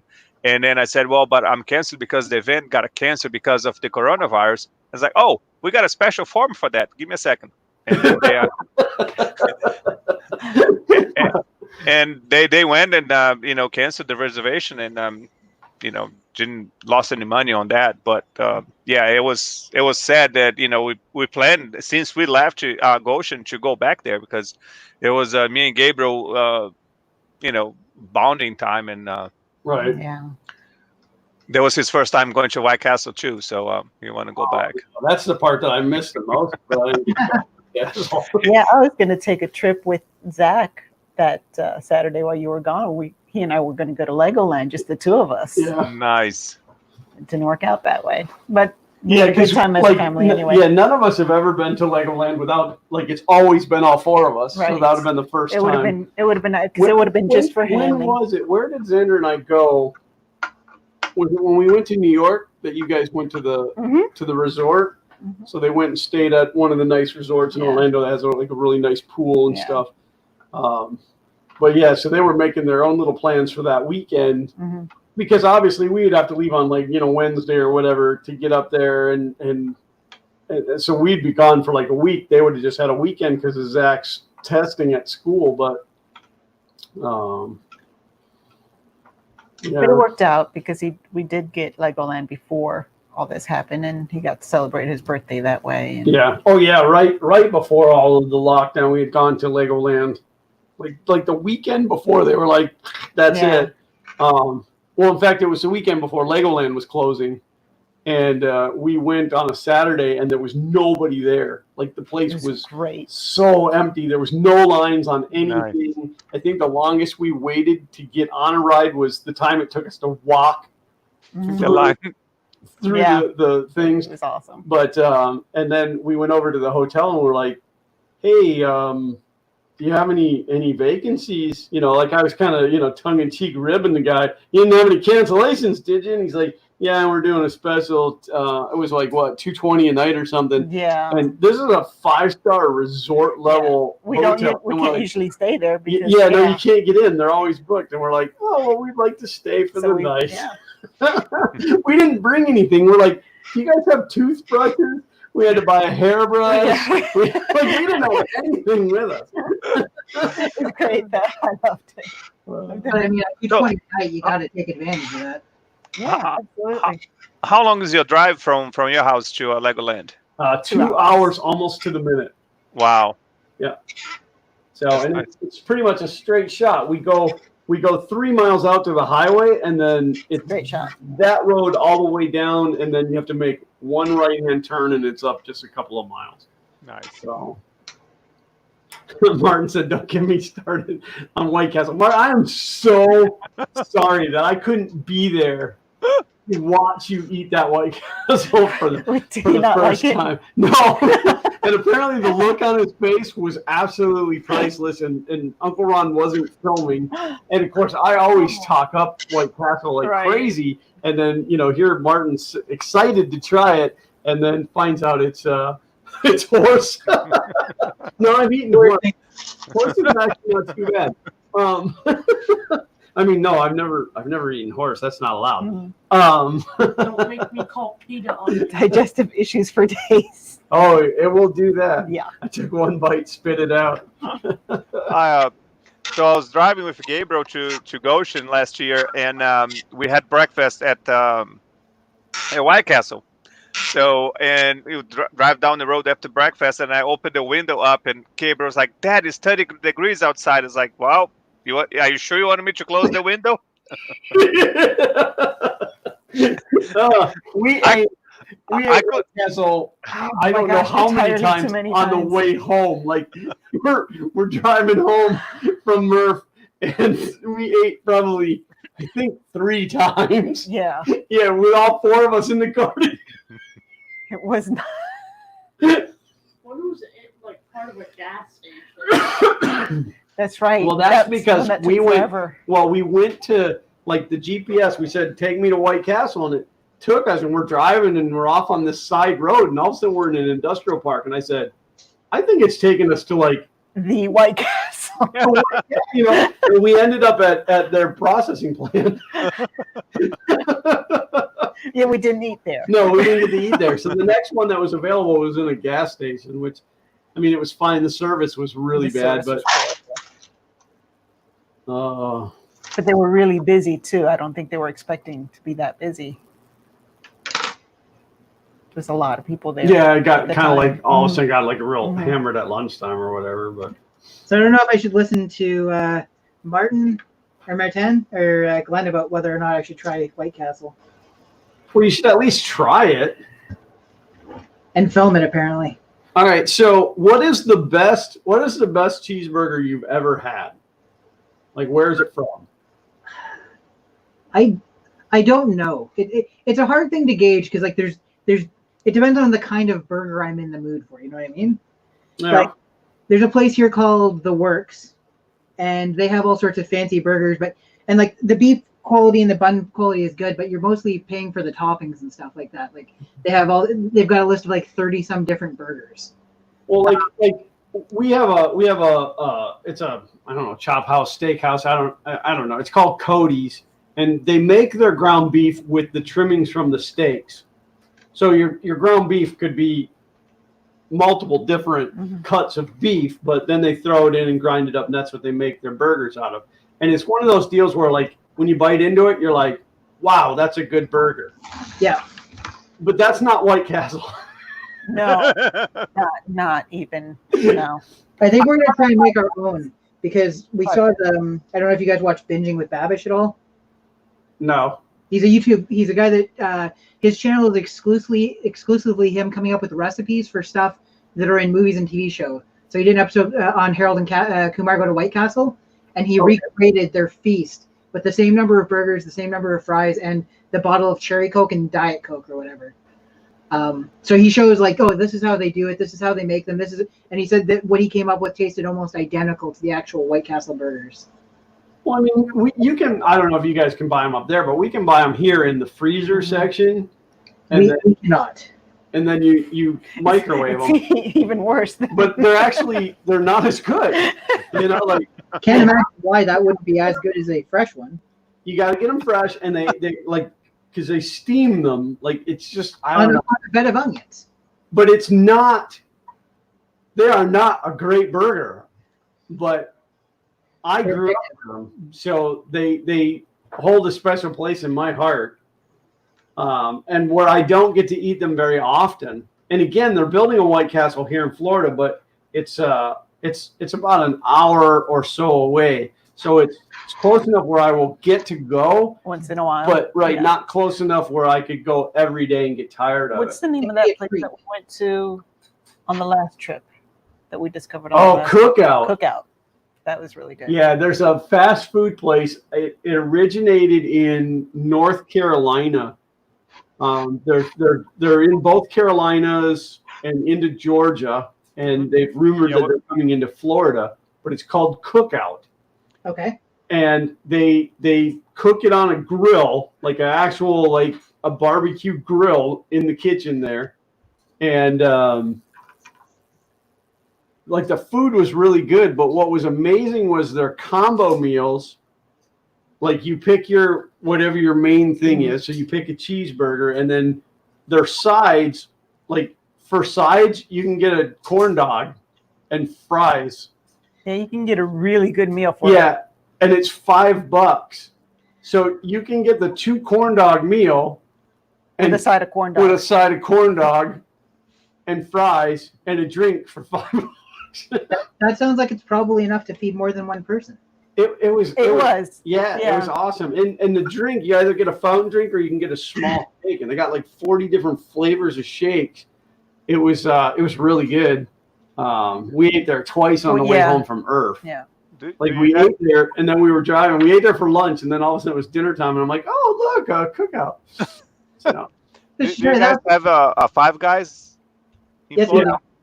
Our Five Guys closed down just recently. yeah, our local one shut down due to lack of business. But I thoroughly enjoy Five Guys myself.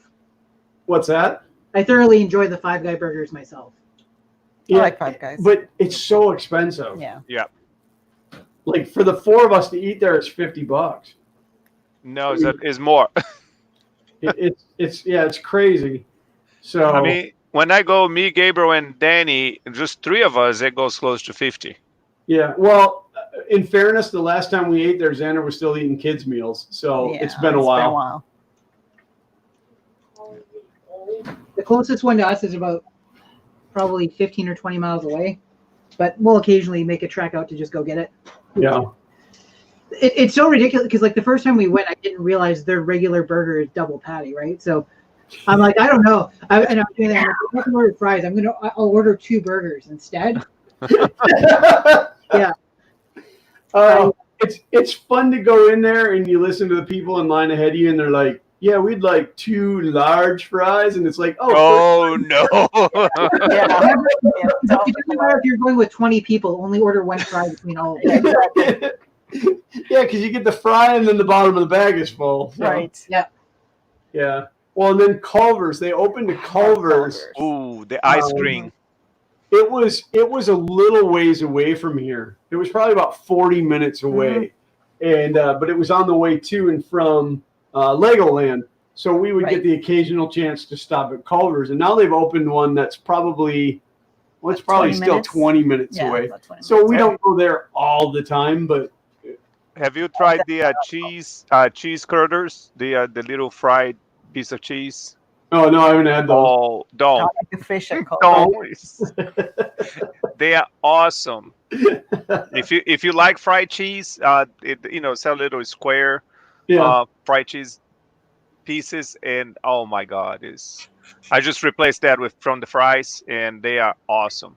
Yeah, I usually get the bacon butter burger and onion rings. Yeah, Ricky said their root beer is awesome, and I agree.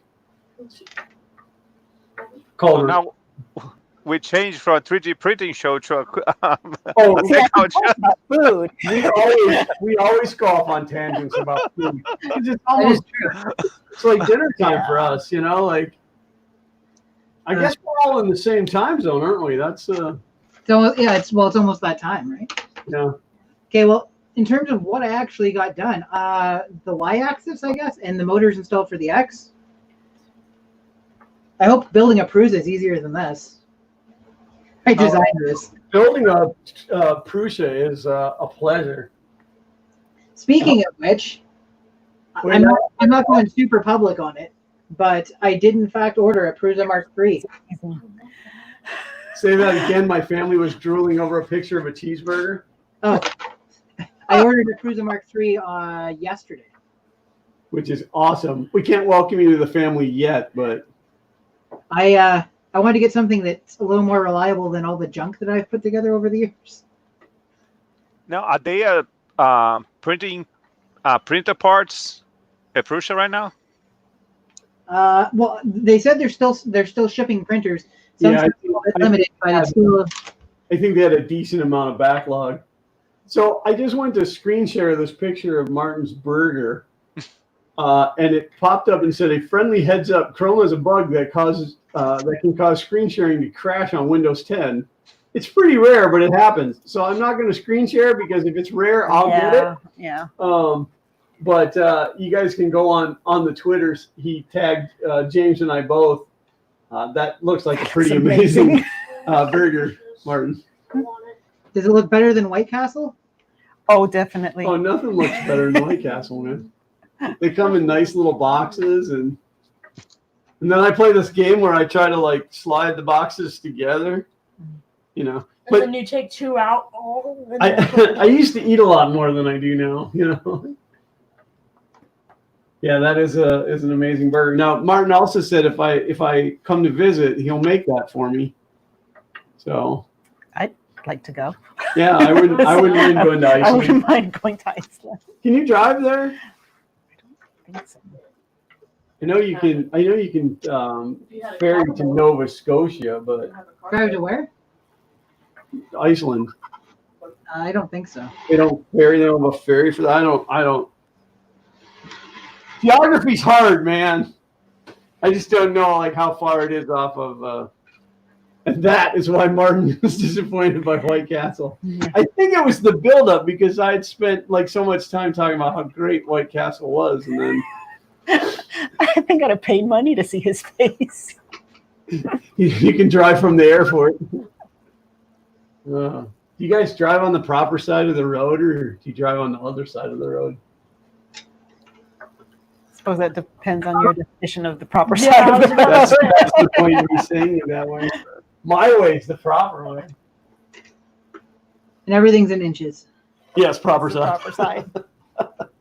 That didn't answer my question. You can drive a submarine to Iceland. You have a submarine? If I had a submarine, we could just take it right from here.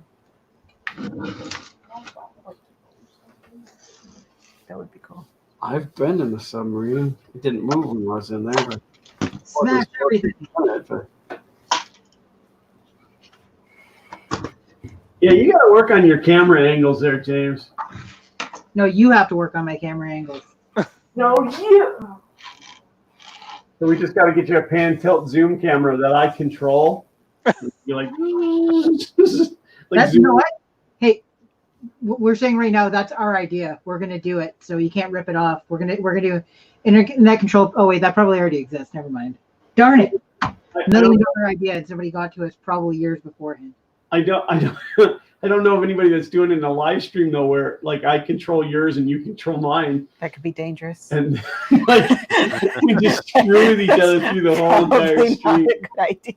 Let's get dangerous. What would really suck though is like, you know, you're screwing around, like you zoom in like up my nose or whatever, and then your internet drops. And I have to spend the rest of the stream with the camera like zoomed up my nose. There's poor Glenn's like, don't pick your nose, don't pick your nose, don't pick your nose. Glenn, you're picking your nose. Got a dangler.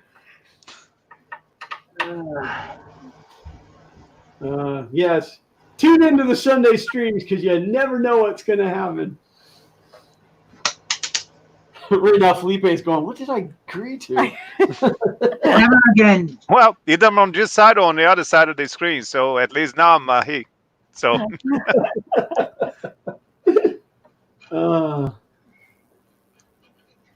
Next week I won't have a project. We're just going to be judging stuff, so it'll be my beautiful face the entire time.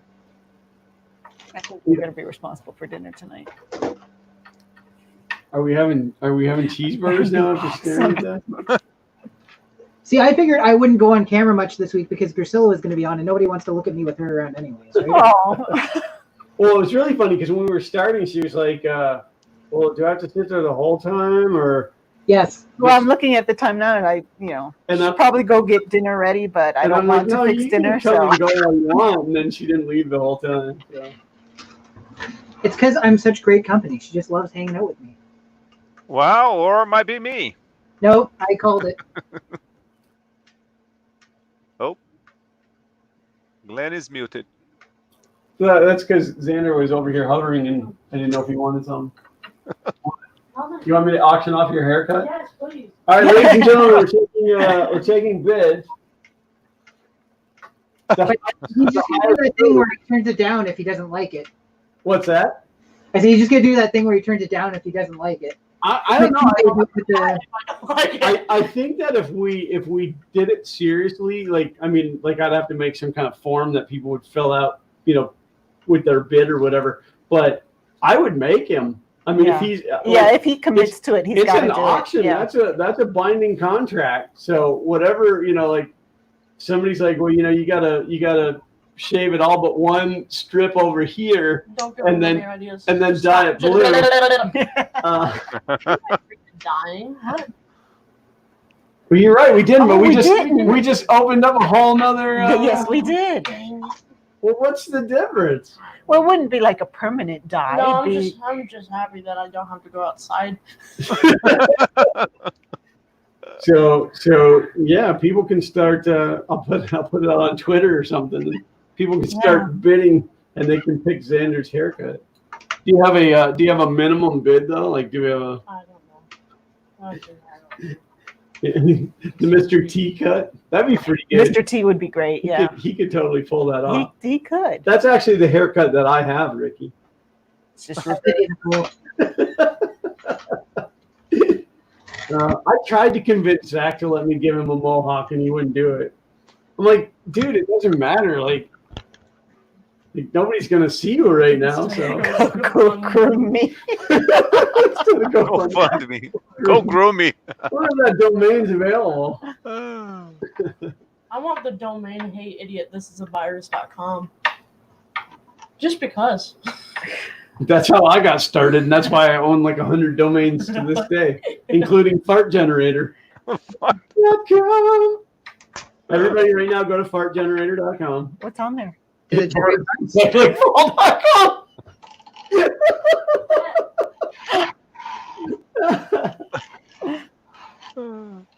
Bid for which logo gets carved in. Oh, that would be awesome. Oh, I Yeah, didn't even think about that. Somebody's like, okay, $100, but he has to carve my logo in That's their like head. advertising. Yeah. So maybe starting at 20. You could sell both sides of your head. Yeah, You have, like, so ad space. 3D fuel on this side and 3D gloop on this side. Yeah, but now it's got to be something that you can do. Oh, I can do anything. I cutting my ear off. I can 3D print a template and push the template into his hair and then just I shave. suppose. Okay. Yeah. Yeah. I don't know, use hair. Come and cut your hair. So. We can just stick his head in the CNC machine and then. Except for I don't have a CNC machine. So if somebody wants to sponsor CNC machine, so Glenn can do. Oh, I do have a laser. Oh, Yeah. no. I could just hold it in my hand and burn his hair away. Oh, the smell, that would be horrible. That would actually work really well if you printed the template, right? Because then you just go back and forth across it like this. Mhm. Right? It Oh, burns yeah. out. Yeah. Yeah, and when it burns his head, I'll know to stop. Oh. No children will be harmed in the filming of Fun Playtime 3D. Whatever this is called. Yeah. Whatever it is this week. I'm throwing the disclaimer out there so we don't get any hate mail. Right. Oh no, I only get hate mail when I pick on the Canadian maple leaf. So every week? Yeah, have you noticed though that I don't say anything about the leaf anymore? I still pick on you for being Canadian and Canada in general, but I don't say anything bad about that maple leaf, man. That's whew. You learned your lesson. I can talk about kicking puppies, but don't talk about the maple leaf. Don't kick puppies.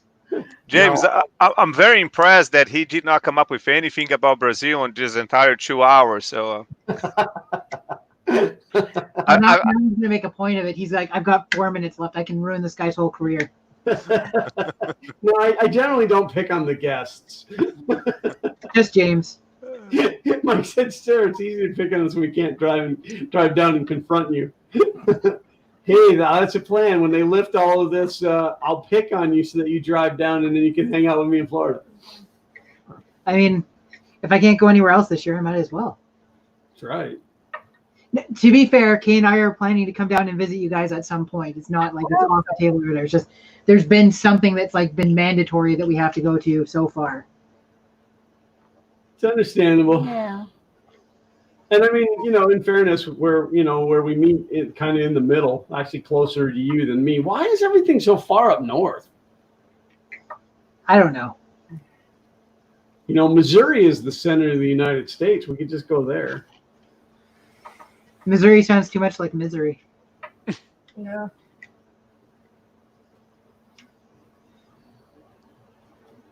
So you think Make Us Fair is going to happen at the end of the year? I don't know, and like I thought about reaching out to them to ask them, but they don't know either. Like at this Everybody's point, guessing at this point.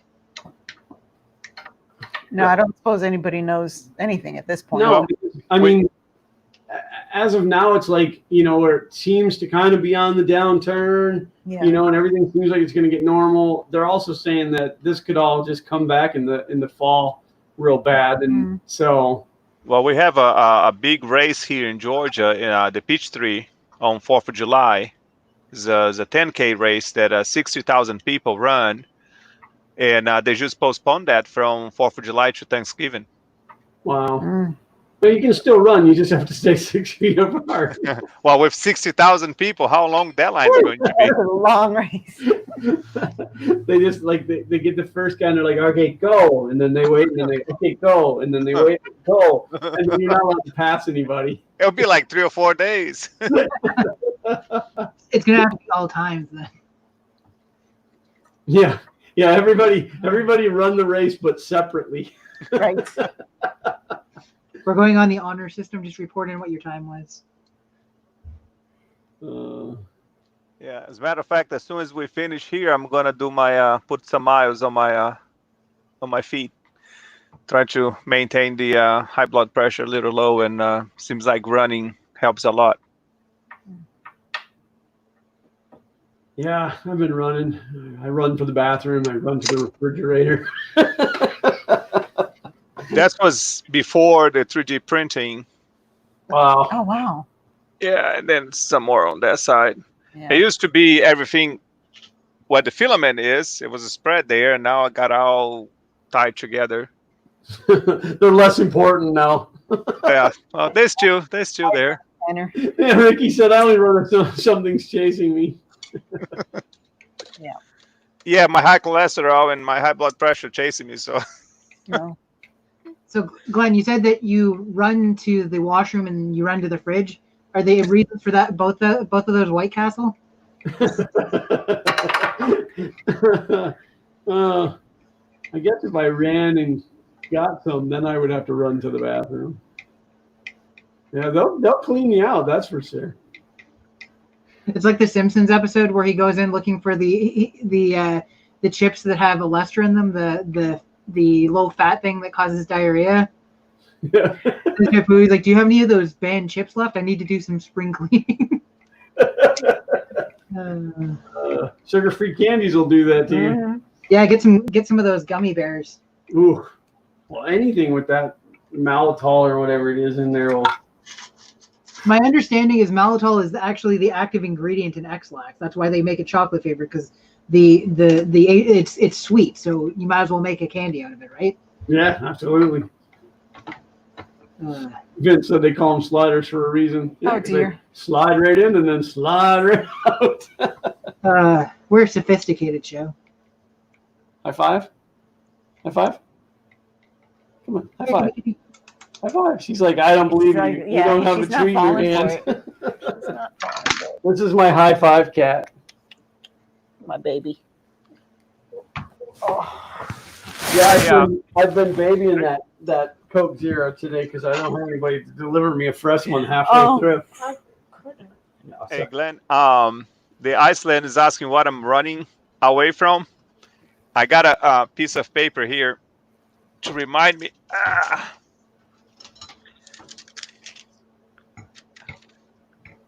Yeah, you should tell that story. I mean, you have to do it quick. Well, Yeah. So yeah, you remember I gave you the whole thing. So this part here that you see the line going up and down is when my heart failed, Mm. and then I got a shock, and then the heart went back to normal. So I end up with just, I don't know if you can see from the as a Look at their monetization. yeah defibrillator there, and then I have a drawer full of hospital bills. So basically, what I'm running away from is going back to the hospital. So if I don't run to maintain, the heart moving, things will get back to me, like high blood pressure, cholesterol, and a couple months ago I was diagnostic with pre-diabetes. So trying to keep all those numbers somewhere normal, running helps a lot. But It's like anything else. If you can maintain it yourself, it's cheaper than going to the professionals. Yeah. Absolutely.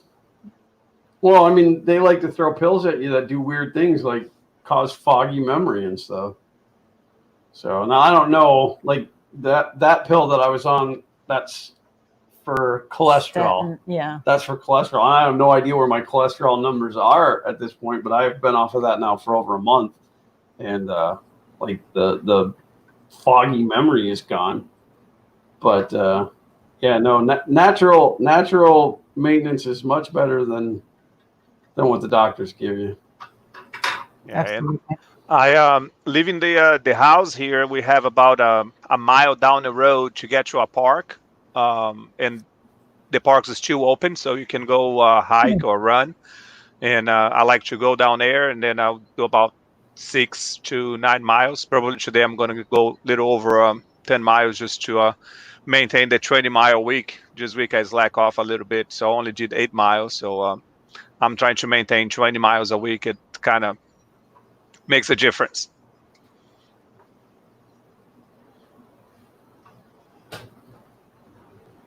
Sorry.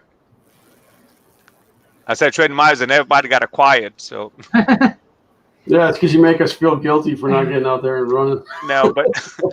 but serious. If you talk with any cardiologist or any doctor, they will recommend you to at least walk 30 minutes a day. So Yeah.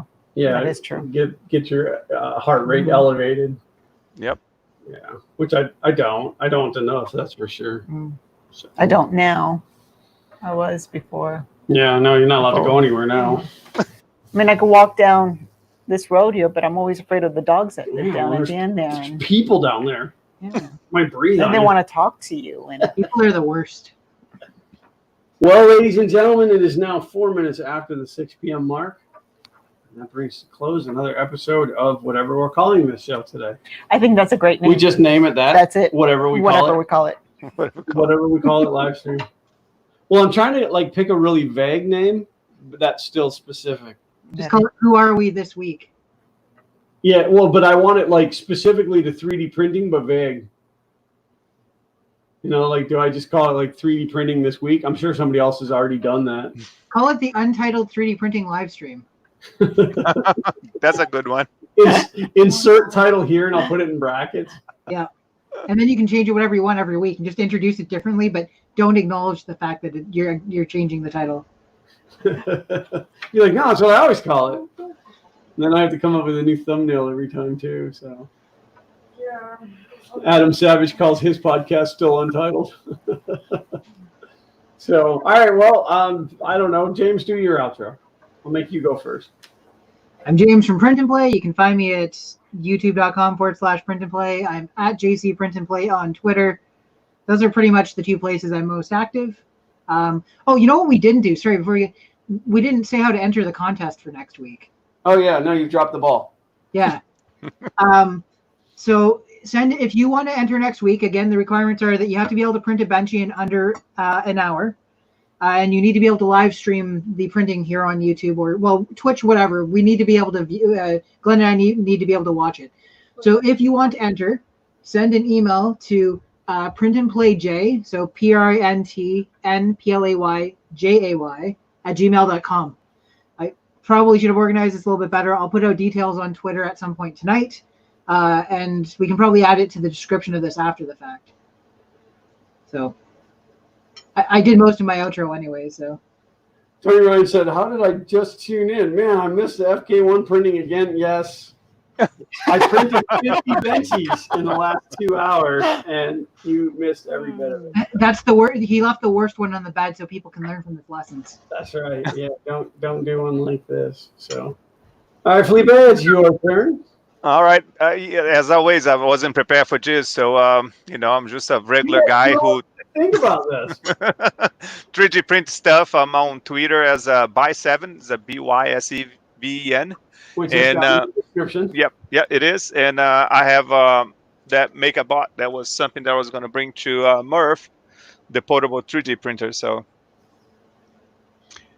but that's it. Yeah, I was when I was filling out the description, I was like, does he have a YouTube channel? And then I'm poking around and I couldn't find one, so then I figured he didn't.